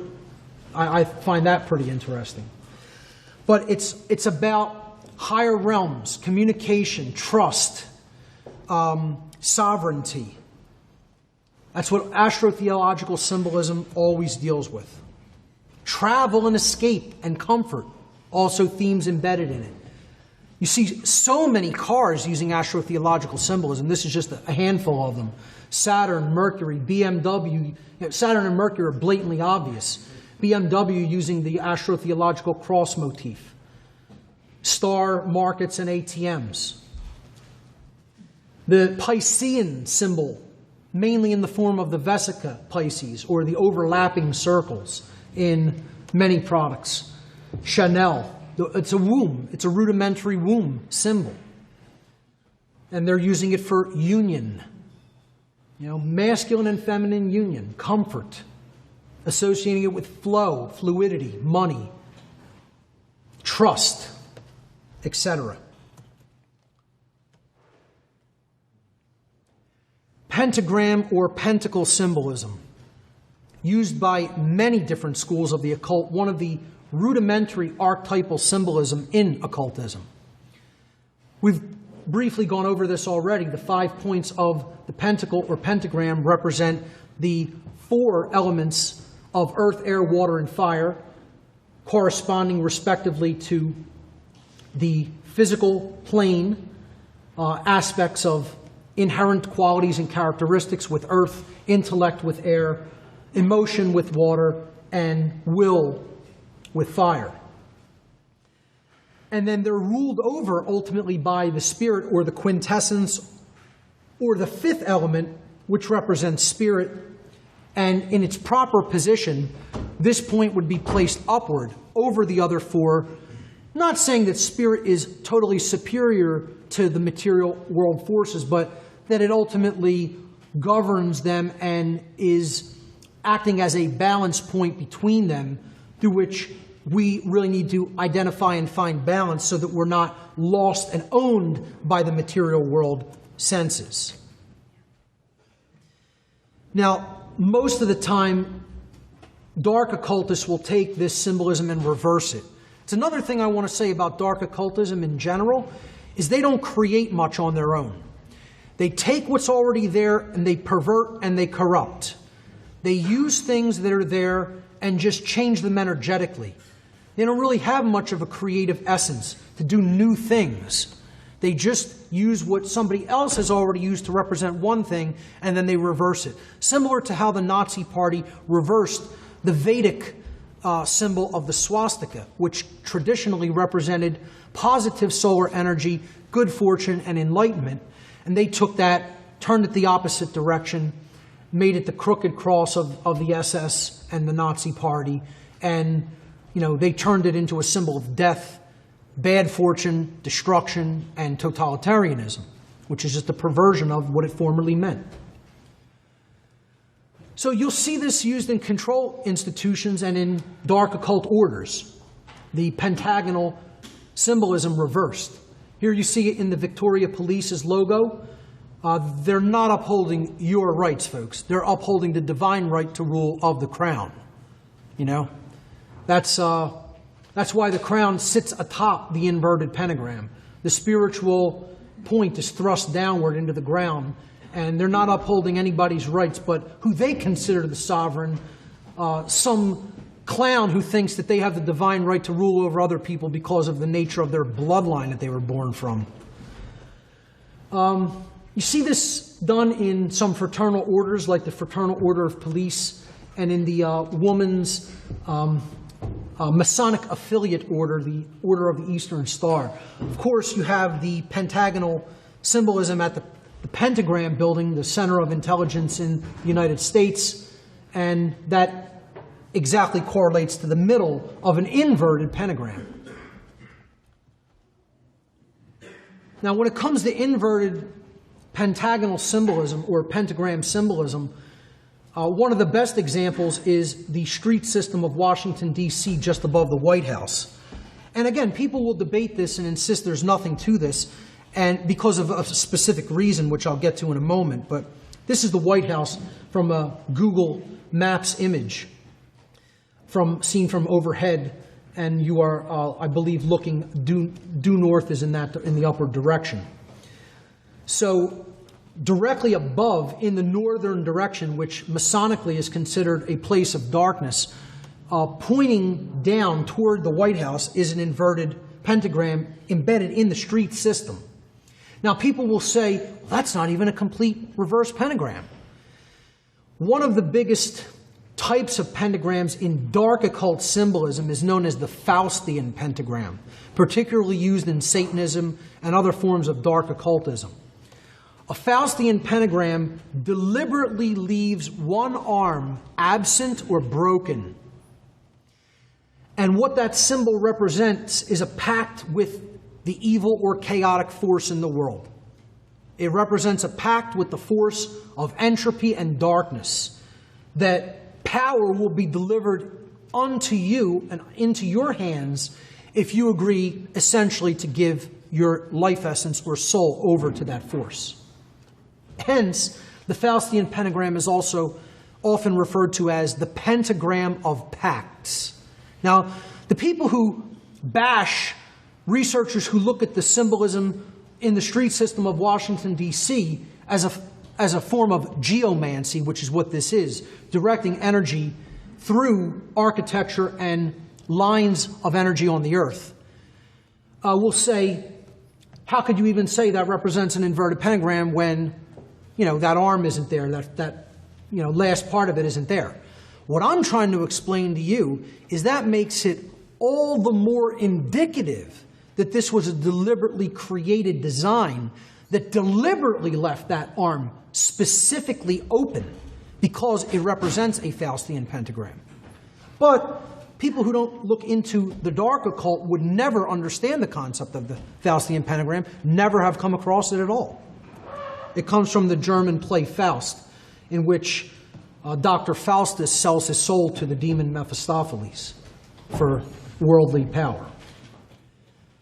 So that's pentagram symbolism. Let's take a look at the symbolism of the all-seeing eye, which we've already really gone into. Of course, this represents God, the creator, divinity, source, light, knowledge, truth, intelligence, the spark of the divine, sovereignty, and unity consciousness. The Trinity. Used all over the place in iconography and government, in media, banking, financial institutions, intelligence agencies, fraternal orders, etc. Very popular symbolism. And so you see it in the Information Awareness Office. They want to be God and be omnipotent, have all knowledge of everything that's going on the earth, working with many other intelligence agencies. British Secret Service, the MI5 with the eye at the top of the pyramid. CBS logo of the eye. Of course, we looked at the sigil of the reverse of the Great Seal of the United States on the back of the dollar bill, what I call the sigil of all Masonry. The all-seeing eye is prominently used in Freemasonry. There you see it used with the compasses and square with the G. It's used in some financial institutions, and it was part of the AOL logo. The illuminated torch symbolism, yet again, another symbol that represents light, knowledge, truth, intelligence, and clarity. Of course, we see this carried by the Statue of Liberty. None of these symbols are necessarily bad, folks. We can't look at this as all subversive. Some symbolism is used to convey uplifting messages and qualities. I don't look at some researchers look at the Statue of Liberty and say that's the dark occultist negative variant of the goddess. I personally don't see it as such. I see it as a very positive symbol of exactly what they talk about it as: liberty, freedom, through knowledge, through enlightenment. She's holding a book. The word book, liber, in Latin, it meant two things in Latin. It meant book and it meant free.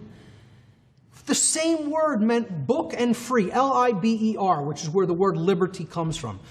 They were correlating those concepts deliberately. That if you have knowledge through books about what's really going on in the world and what is really going on within yourself that you've studied, that you're then going to look into in yourself, and you have read about and learn lessons about history, about what people did wrong in the past, and learn about natural law and how it works through wise people bringing it down to you through time, through hard work and sweat and blood and sacrifice to preserve that knowledge. Maybe, just maybe, that's going to correlate with the concept of freedom, with the state of freedom too.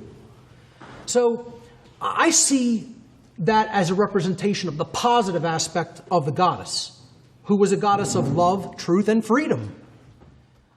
I see the Columbia Pictures logo as being positive as well. but it's certainly goddess symbolism, and the illuminated torch there representing knowledge.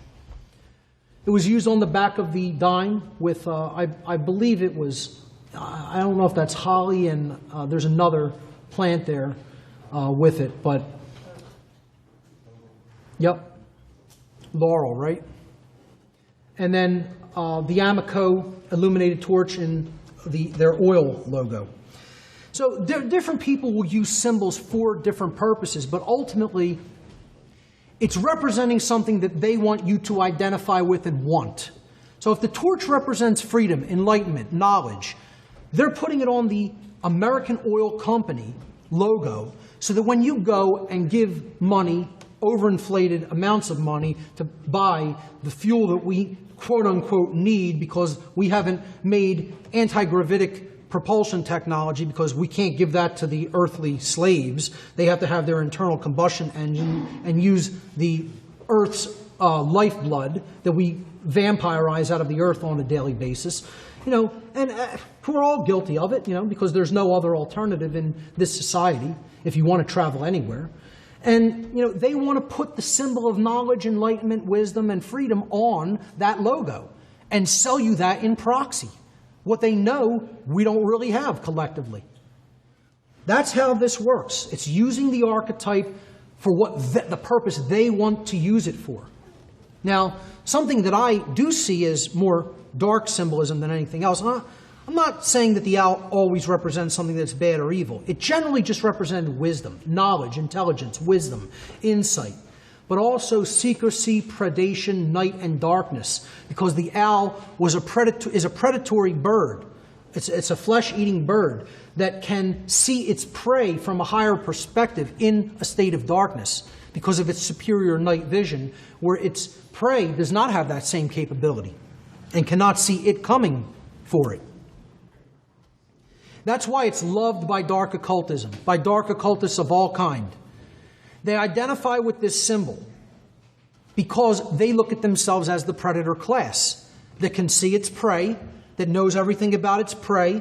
They see it from a higher perspective, where its prey is on the ground, very low, at a lower level of consciousness, and they're in a position to very easily take advantage of that differential in knowledge. Hence, they consider themselves the wise, ancient, predatory bird. And that's why they use that symbol at meeting grounds like Bohemian Grove. A ritual of it depicted there, and one of their main sigils with the Bohemian Club owl with a belt around it representing the Ouroboros with the phrase, "Weaving spiders come not here." So they're trying to convince people they're not there to do any work. They're not there to actually get together and conspire. They're there for a simple vacation where they're just going to blow off steam and perform some homosexual acts with, paid homosexual prostitutes that they bring in there. But, you know, a big point of contention in some occult research is the owl at the Bohemian Grove. Does it represent Moloch, which is a Canaanite deity from the Levant area and ancient Phoenicia Canaan, which was seen as a bull in that tradition because he represented Baal, an older Phoenician god, Bel or Bil, which then morphed into the Canaanite god Baal or Baal, was often sacrificed, had children sacrificed to it. These burners that they actually created, these huge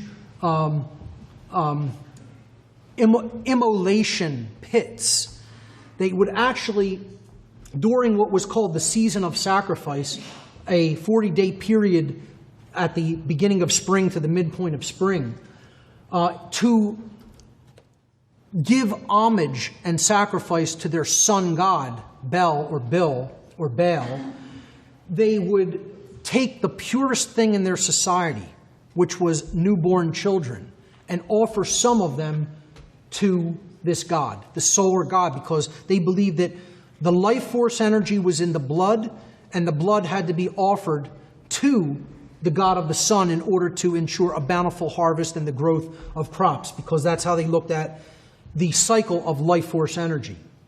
Through the blood, through the sun, through the earth, through the growing of crops in the springtime, and then being harvested in the summer toward the fall so that they would be able to survive the season of death, the winter.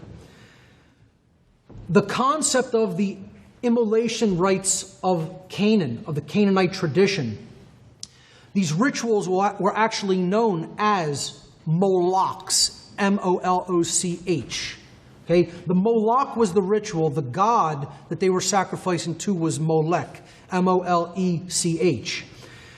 This became tied with some symbolism of the owl in that region, particularly because this region was close to the Sumerian region, and some of the belief systems of Sumer promulgated to that region, and the owl was a big symbol of goddess tradition and solar cult tradition in the Sumerian and Akkadian regions. So these concepts of the bull god and the owl god as being solar deities kind of crossed over with each other. And I would say that the Bohemian Grove owl does correspond to Baal. It does correspond to the sun god that they worship as part of this cult of the dark sun that I've been talking about. And they certainly perform a sacrifice ritual to that owl. It's called the cremation of care. They're sacrificing care to the god because they don't want that generative principle operating in humanity. So what do? In effigy, allegedly, they burn a child. It's a male child. And what is the name of that male child in the ceremony, the dark occult ceremony known as the cremation of care? They call the male child dull care. It's a mockery ritual. It's a total mockery ritual. They're saying humanity's care is dull. They can't defeat us. We're burning up their dull care on a yearly basis. And it's cake work. You know, it's a piece of cake for us to do because they don't see us. You know, they don't see what we're about here, what we're really gathered to focus upon. I would say that's just the mock ritual that goes on out in front of the other lower level members to basically focus their energy. I would say, as in all ancient priest class rituals, there was always a real ritual going on behind some fake ritual that was performed up front. But then in what was known as the Holy of Holies, through the veil somewhere, probably deeper into the Californian groves there's probably a real sacrifice ritual that takes place where they're channeling all of that energy that, you know, is being focused on this proxy ritual and, you know, using it for their benefit in the real ritual. The cremation of care, I mean, it's right out in people's face. More so, it's out in our face in architectural ways, where in the city where I'm from, on the left there is Commerce Square, one of the banking centers of Philadelphia. So clearly, two owls standing side by side with their wings down at their side. You know, I don't know how anybody can deny that those buildings are built deliberately to look like owls. What other building do you see with diamonds at the tops looking like ears anywhere in the world? You know, but don't worry about it. The bankers, they have nothing to do with the dark occult. You know, they have no religion. It's all just secular humanism all the way, and they're just, they're trying to fight those bubbles that come up constantly. They want to make it work for us. Have our interest at heart. This is the Frost Bank building. Again, it seems like the financial, quote-unquote, elitist trash really like the owl symbolism in their buildings. You know, this one, even at night, is even more pronounced with the eyes, lighting up very clearly. This is the Capitol building, and this is from, again, Google Earth, and if you just outline the street system directly around the Capitol building, it is an owl with its arms outstretched, perched on top with its tail coming down from the legs. If you extended this image below, if you look at it on Google Maps, it's a 13-street pyramid. It's a 13-level pyramid, just like the pyramid on the back of the dollar bill. 13 levels with the owl perched on top of it, surrounding in its belly, symbolically, the Capitol building. Again, the dark occult surrounding the place where, supposedly the betters of our society are convening to basically direct the rest of our lives, And there are people who will debate this and they'll insist, oh, this is just some kind of coincidence. Yeah, it's a strange symbol of a huge crested owl with huge ears and wings outstretched, sitting on top of a pyramid over the Capitol building of the United States. Very coincidental. Actually, here is the image from pulled back some. You could see the Capitol building there. You could see the symbol of the owl with the ears and the tail, and its wings are outstretched. And then this is the 13-level pyramid that it sits atop right there. I've done work in my podcast series to actually break down a lot of the geomancy that's embedded in the street system of Washington, D.C. I probably even myself have missed a lot of it because there's so much embedded in it. But this is a map of pretty much the whole D.C. district here. And this is all the symbolism that's contained in there. You have the inverted pentagram pointing to the White House. You have the sacred feminine egg. You have the phallic symbol, the penis symbol, with tipped by the huge phallic symbol, the Washington Monument, the pentagonal symbolism with the Pentagon, the owl with the compasses and square surrounding it atop the 13-level pyramid. You have the seal of Solomon, the sun and the moon, the upward pointing triangle and the downward pointing triangle, the chalice and blade intertwined. Another huge inverted pyramid, which is approximately 30 levels, 30 streets. And then over top of that, you have the illuminated torch. That illuminated torch, the road that forms that torch goes around a baseball stadium, which looks like the eye in the middle of the torch. And that's the easternmost position of the city. This is facing east. So there's, starting, it's really like a symbol starting with the will center, going up. This is supposed to be the heart center, then the illumination, the mind center facing east. That's how they see it. They see themselves as those who have the light. And they're throwing it right in our face, and people can't see it. Pine cone symbolism, another very popular piece of symbolism for people who consider themselves, quote, in the know, that they consider that they are spiritually aware and enlightened, they have the knowledge, they are awoken, they have wisdom, and they have transformed themselves spiritually. In many cases, it's the exact opposite.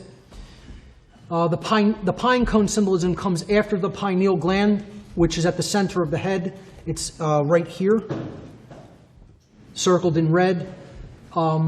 It's considered in the midbrain or the limbic system of the brain. It regulates, this gland regulates a lot of different functions within the individual related to perception, emotion, etc. And the gland looks like a little pine cone.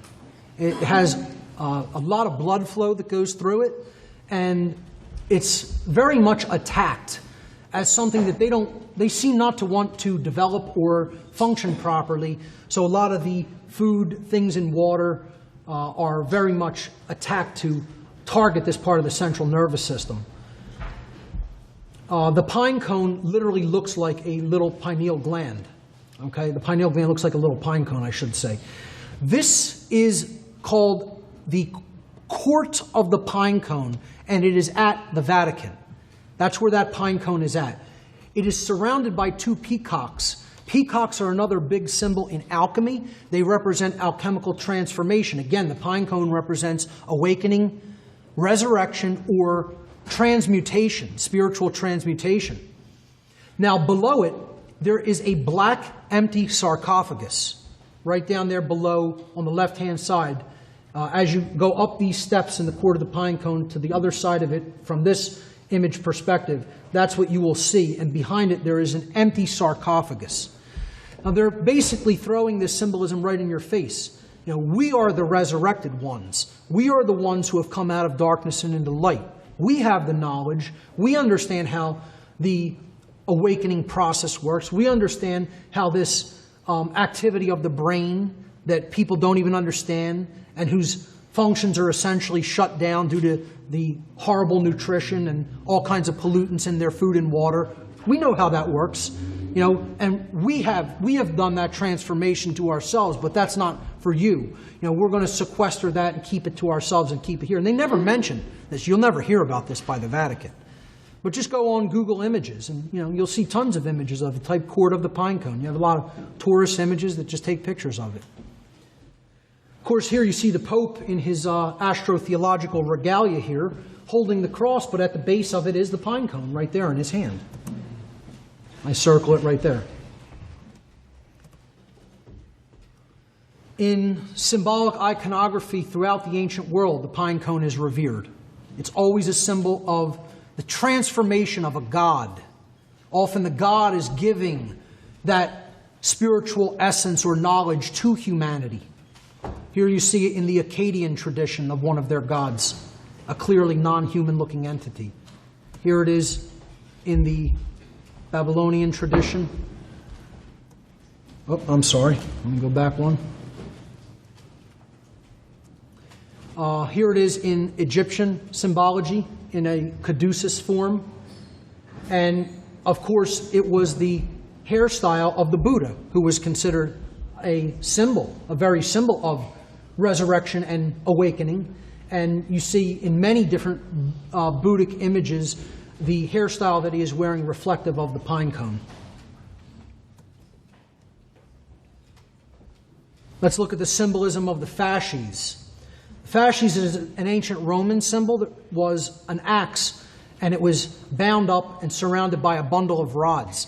This represented total control, centralized authority. The Roman Empire was represented by the axe, and then its satellite states were considered the rods, all held together by the authority of Rome, the bundle of staffs. It represented total control, total domination, strength, combined power, and authority. I see this as a highly negative symbol, a symbol of oppression. So then the question is, what is it doing in so much government symbolism? What's it doing in secret society or fraternal order symbolism? On the back of the U.S. dime, on state seals, in the Senate chambers of the United States government itself, where the Speaker of the House sits. At the Lincoln Memorial, Lincoln, on the sides of his, quote, throne as the king enshrined in that temple, is holding two fasces in his hands. It's on German postage stamp as a symbol of fascism on the left-hand side there. You know, they're basically outright telling you who they are. They're telling you what their agenda is wordlessly. Never in words, always wordlessly. And the rationale here in their religious notion goes something like this. If we tell them in any language, regardless of how obscure the language is, even if they don't understand the language, somehow that gives us carte blanche license to do what we want, because their refusal to say no is tacit approval, is silent, tacit approval. And they look at it like they're not karmically responsible if they say, hey, I'm going to punch you in the face, but I'm going to draw a really obscure figure of me punching you in the face, such that you'll look at it and not really know it's me punching you in the face. I can hand that to you, and then tomorrow I could punch you really hard in the face, and somehow I'm not karmically responsible for that action because I told you I was going to do it and you didn't say no. That's how their twisted, warped logic works. Yet, that's their belief system. Once again, I'm not saying you have to think that it really works like that, because I don't think it really works like that either. I'm just telling you that's how they think it does. That's their religious belief. People act on their religious belief. They think if we tell you something and then you don't say no, regardless of whether we told you in an obscure language, we have the right to do it because you didn't say no. You know, so that's their religion. And it's all illegitimate. I'm not telling you that's legitimate. I'm not saying it really does excuse their karmic consequence. I'm saying that's what they believe. And they're willing to act upon it. Let's look at some checkerboard floor symbolism.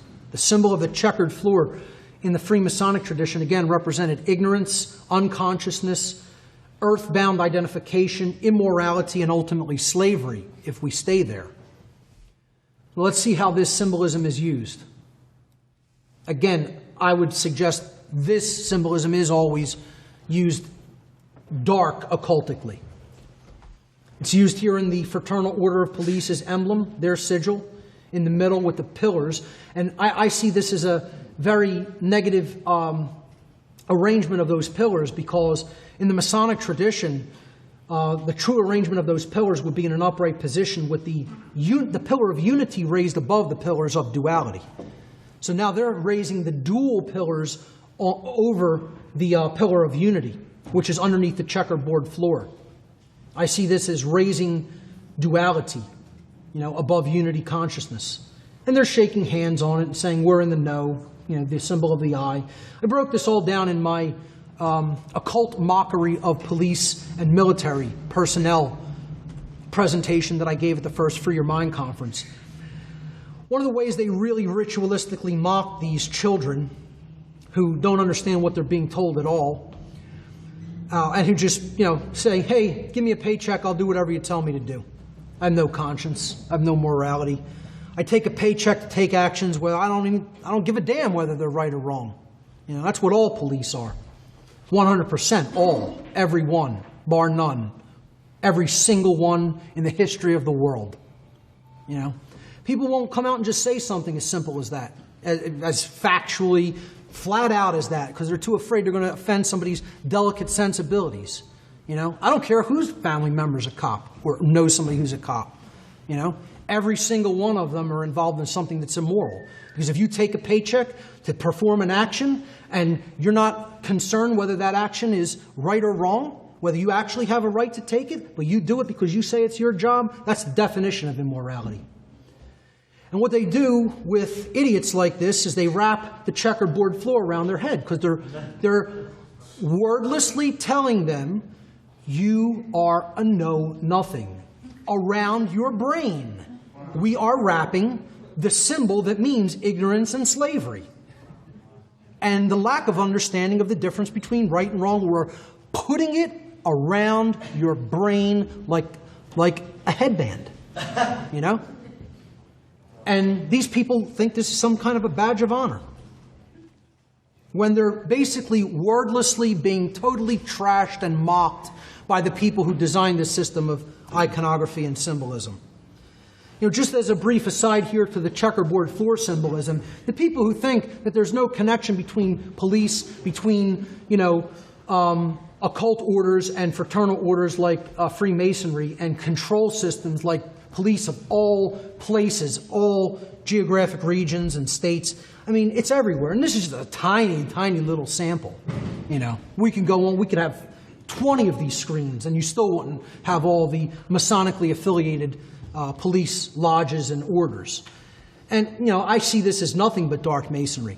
How many of these lodges are teaching police morality?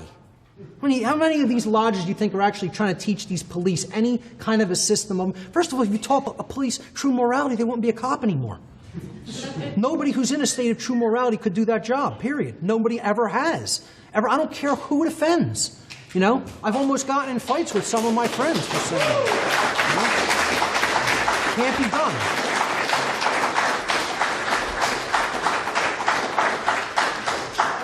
The two are antitheses of each other. Order followers, by definition, are performing an action without first engaging and ensuring for themselves that they know that that action is within the bounds of morality, and they know that they are not harming anybody by taking it, or they're not doing something that they have no right to do by taking that action.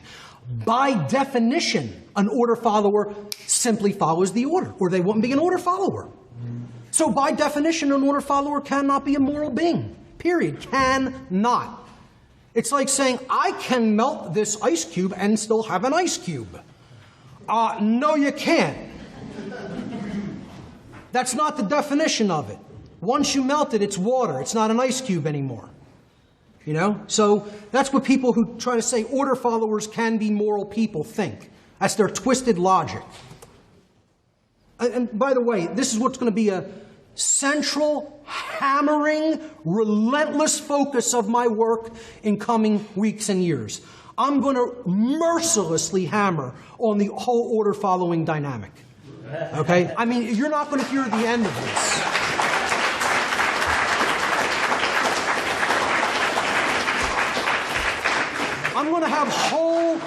I'm going to build whole presentations on nothing but the dynamic of what order following actually is.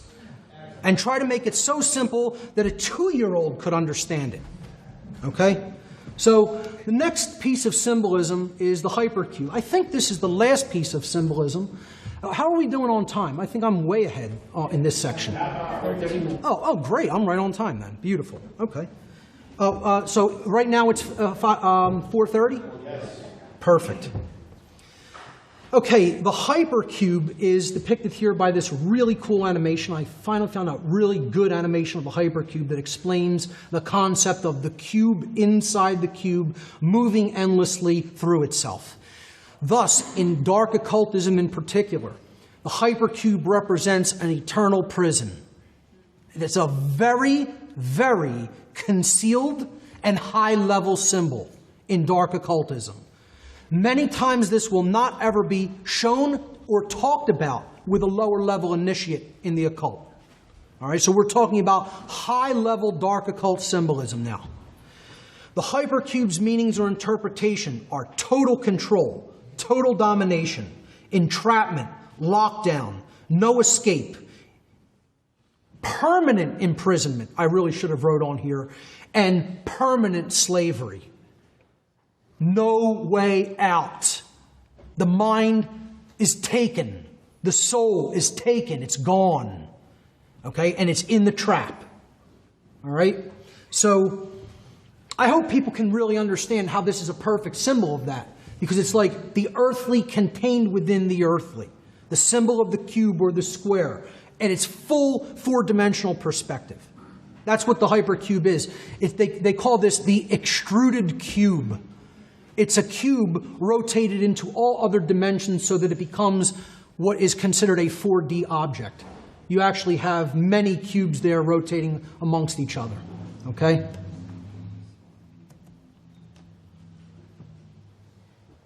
And again, what it represents is dimensionality or densities. If you look at the dot as having no dimension, as just a single point in space-time, it has no depth, width, height, anything. That would be 0D. If we extrude that, if we pull that through one dimension, that becomes a one-dimensional object or a line. If we then extrude the 1D object, it can become a plane. And now we have a two-dimensional object, a plane, a square, etc. Then if we take that and we extrude the square, we have a square here, and we extrude that through another dimension, we get a three-dimensional object or a cube. Now, what if we were to take the cube and extrude it and pull it through another dimension of space, which is very difficult for our three-dimensional brains to even extrapolate? What it would actually somewhat look like visually is the hypercube, or what's known as the tesseract in mathematics. That is a four-dimensional cube, a 4D space cube. Now, in one of its 2D projections, if we rotated this in a certain way, this cube, we would get this two-dimensional projection of the hypercube. And you see that the 2D projection of the hypercube is outlined by an octagon. The outside edge of the 2D hypercube projection in this orientation is the hypercube. So in dark occultism, whenever you see the octagon or you see the 8-pointed star, the two squares laying at a 90-degree angle over top of each other, almost invariably you're talking about the hypercube, and it's just a two-dimensional projection or variant of the hypercube. And I'll show you what I mean by this. Okay, the first thing is the hypercube in its octagonal projection is used by the police, particularly here in America. Cops wear this really strange 8-cornered hat. It's an octagonal hat, and it's black. And they're putting this once again on their heads. See, the dark occultists who design this stuff and who understand what it means symbolically and understand what it projects energetically always target the brain. You know, they're not taking body shots, they're taking head shots. Okay? So they put this symbolism on the head of the person who's doing these jobs. So here's the eight-cornered hat from overhead. It's clearly an octagonal shape. The stop sign put on every American street corner, the red octagon. It's a symbol of the hypercube. The word stop carries a vibratory energy. You know, first of all, at 90% or more of the places where a stop sign is embedded, you don't need a stop sign. First person who gets there goes. When another person, if they get there, it's 1 and 1. You know, that's how you basically do it in any street system in any major city anyway. I always fail to understand the logic of people who can't get that concept of the 1 and 1 of trying. You know, I see them all the time in South Philadelphia, unfortunately. Usually they're from out of town, though. But you know, this symbolism is rich in police. This is where they use it the most. Now, when you look at what the hypercube symbolism means, again, it means total domination, total control, enslavement, entrapment. We're not talking about these people being in control or in charge. We're talking about them being in the prison, being in the trap. They're the ones who are being ruled by the symbolism. You know, they think they're the people who are in control, who are making decisions, who are controlling other people. These are the perfect house slaves who are ruled by the real dark occult masters who are putting this satanic symbolism all over their bodies. And they don't even know it because they're so stupid. Now, literally, I mean, look, I'm just going to say it like that, folks. I don't care who gets offended in the room. I don't care who gets offended out there in internet land. You know, these people are stupid. They haven't seen the inside of a book since they were like 5 years old.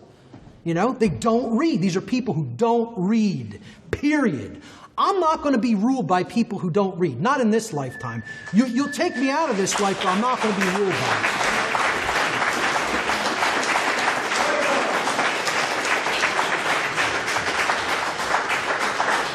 And, you know, secondly, even if they did have some book knowledge, there's still no common sense there. It may be all intellect. Doesn't make a difference. If it's not balanced by heart knowledge, it's not real intelligence. If it's not balanced by the knowledge of common sense of the difference between right and wrong behavior, it's not real intelligence. It's only intellect, which, you know, that will get you destruction every time when it's not balanced with the sacred feminine. So, you know, here's the Sussex Police emblem. 1 square, 2 squares. Again, that's another projection of the octagon or the hypercube, because look at the enclosed space. The enclosed space is the octagon. Okay? So 2 squares overlapping each other, always in occult symbolism, means total control. We control it all, including the mind. There's no escape. Okay? The hypercube is the enclosed space. And where is it? On the head, once again. As the badge on the third, you know, the third eye location, or actually above that, on the crown. And, you know, let's combine that with the checkerboard floor of the house, why don't we? You know, we have a nice 1-2 punch there to mock our house slave. You know, and these people don't even care about themselves enough to know that they're house slaves. Hey, half the time you can't offend somebody with that phrase because they're so stupid they don't even understand the historical connotation of what a house slave meant. That's really sad. That somebody you can't look them in the face, call them a house slave, and have them get offended. They're not intelligent enough to be offended by that phrase. You know, that's about as sad as it gets. I know I'm hitting it a little bit hard with the harshness, but, you know, hey, I'm going to call it like it really is. So, you know, here's some more hypercube symbolism on the so-called Medal of Valor. You know, you have so much valor for following orders. There it is, the double square with the inverted pentagram, with the goddess in the middle of the inverted pentagram. And in a moment, I'm going to show you the goddess in the middle of the octagon and the double square. Right here. Not too far from here. You know, Special Forces Army. Oh, I'm sorry. The very badge itself was surrounded by the octagonal shape. Oh, and then we have don't forget the trapezoid around it, which represents the truncated pyramid without the light. You know, could it get any more satanic? I don't know, you know. I was a priest in the Church of Satan, and I'm telling you, that's more satanic than any emblem I ever wore. You know? Around Fort Knox, enclosing the gold, symbolically the alchemical gold. You know, it's the gold bars that are no longer there. But, you know, we're going to enclose the whole place in the octagon. Again, it represents security, lockdown, etc. The octagon is the fighting ring of, you know, extreme fighting, where, you know, the maximum damage to the human brain happens. Hey, you know, say what you will about the martial arts, full contact stuff that can actually have damage to the brain, I feel is like masculine posturing. I understand it's a competition of force, but, you know, at some point, you know, if aggression comes my way, I'm not about trying to prove I'm the better fighter, you know. At that point, if it's about your freedom and your life, it's about taking the other person out. That's it. And it's not about proving anything to anybody. You know, it's about, at that point, am I the better shot than you? You know, so it's used in security systems constantly. It's probably the main or only shape that's ever used in security systems anymore, because they use that archetypal symbol of the octagon or hypercube to represent that total lockdown. Now, very close to here in Manchester, just in Hartford, this is the Hartford City Hall. It's a huge phallic symbol. Underneath that huge phallic dome in this temple, and I'm telling you, it is an elaborate, ornate temple, this place, if you've never been to it. Art took Barb and I there yesterday for a little tour, and the architecture is impressive. Okay, it's beautiful.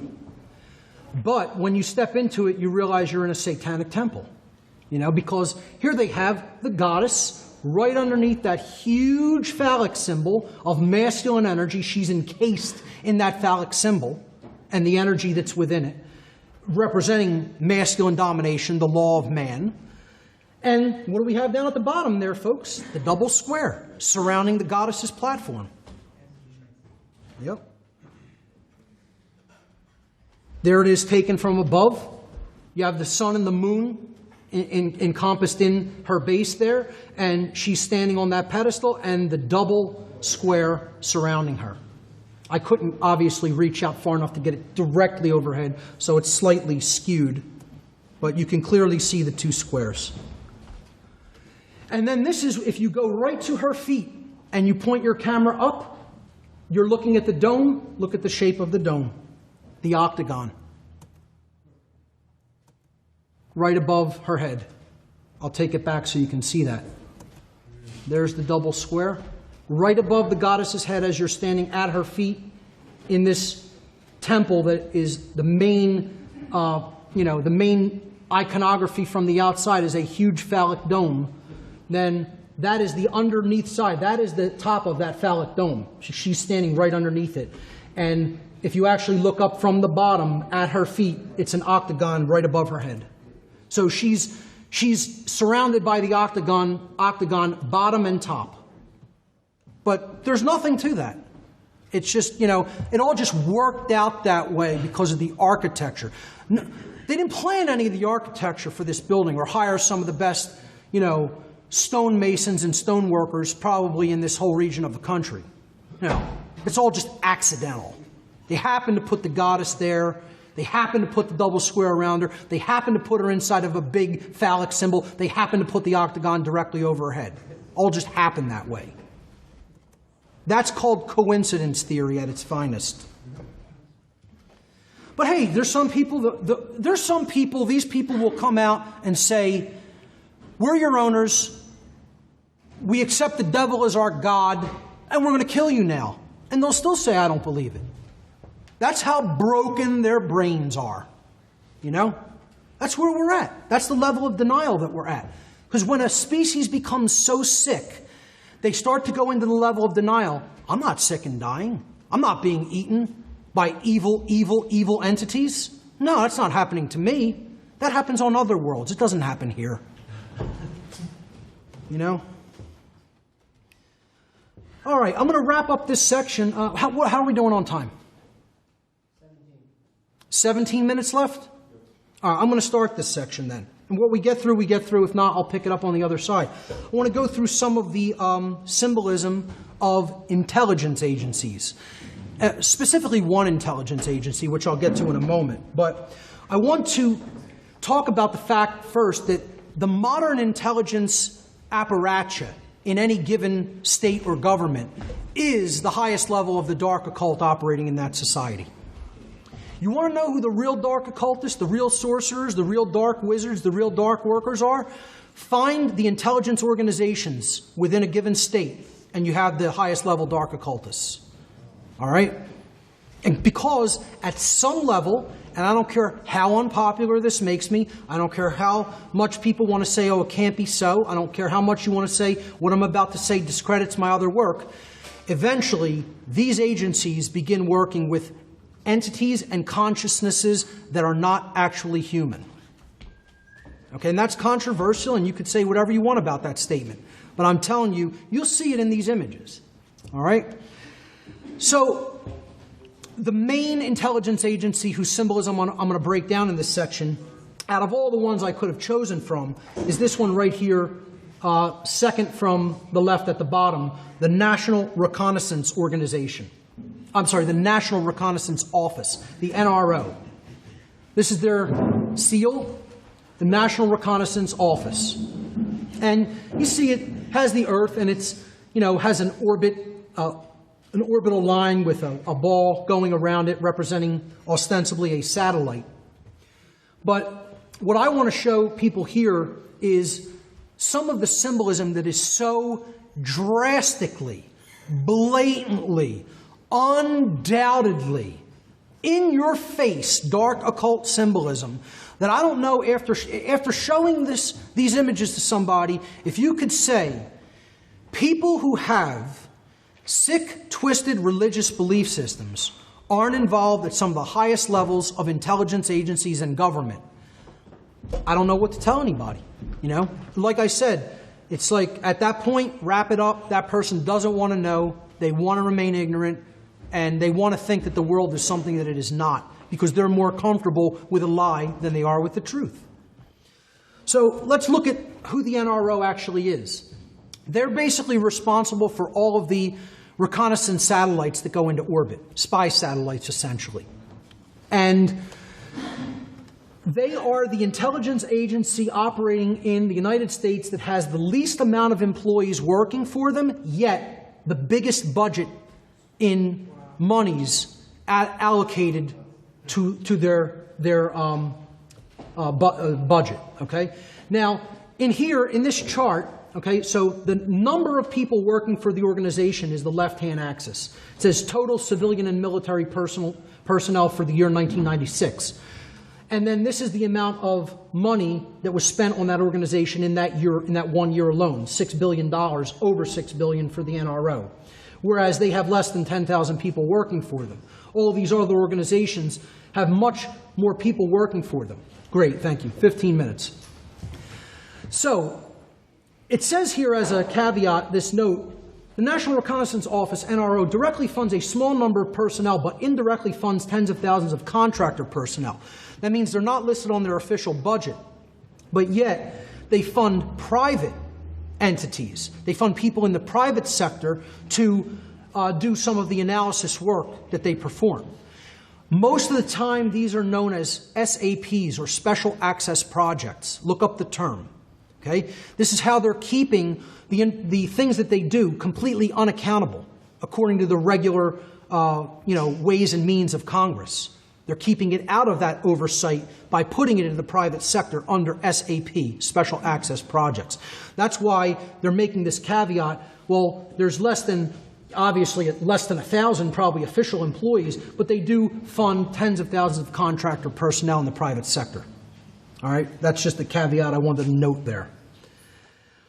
I'm going to actually wrap it up right here on this slide, because on the other side of the dinner break, what I want to do is we'll break a little bit early, so we'll be back here at 6 o'clock for the wrap-up, I'm going to break down some of the National Reconnaissance Office dark occult symbolism, and then I'm going to give a case study in light occult symbolism, in very powerful spiritual positive occult symbolism in the breaking down of the major arcana of the tarot deck. So ladies and gentlemen, meet back here at 6 p.m. Thank you.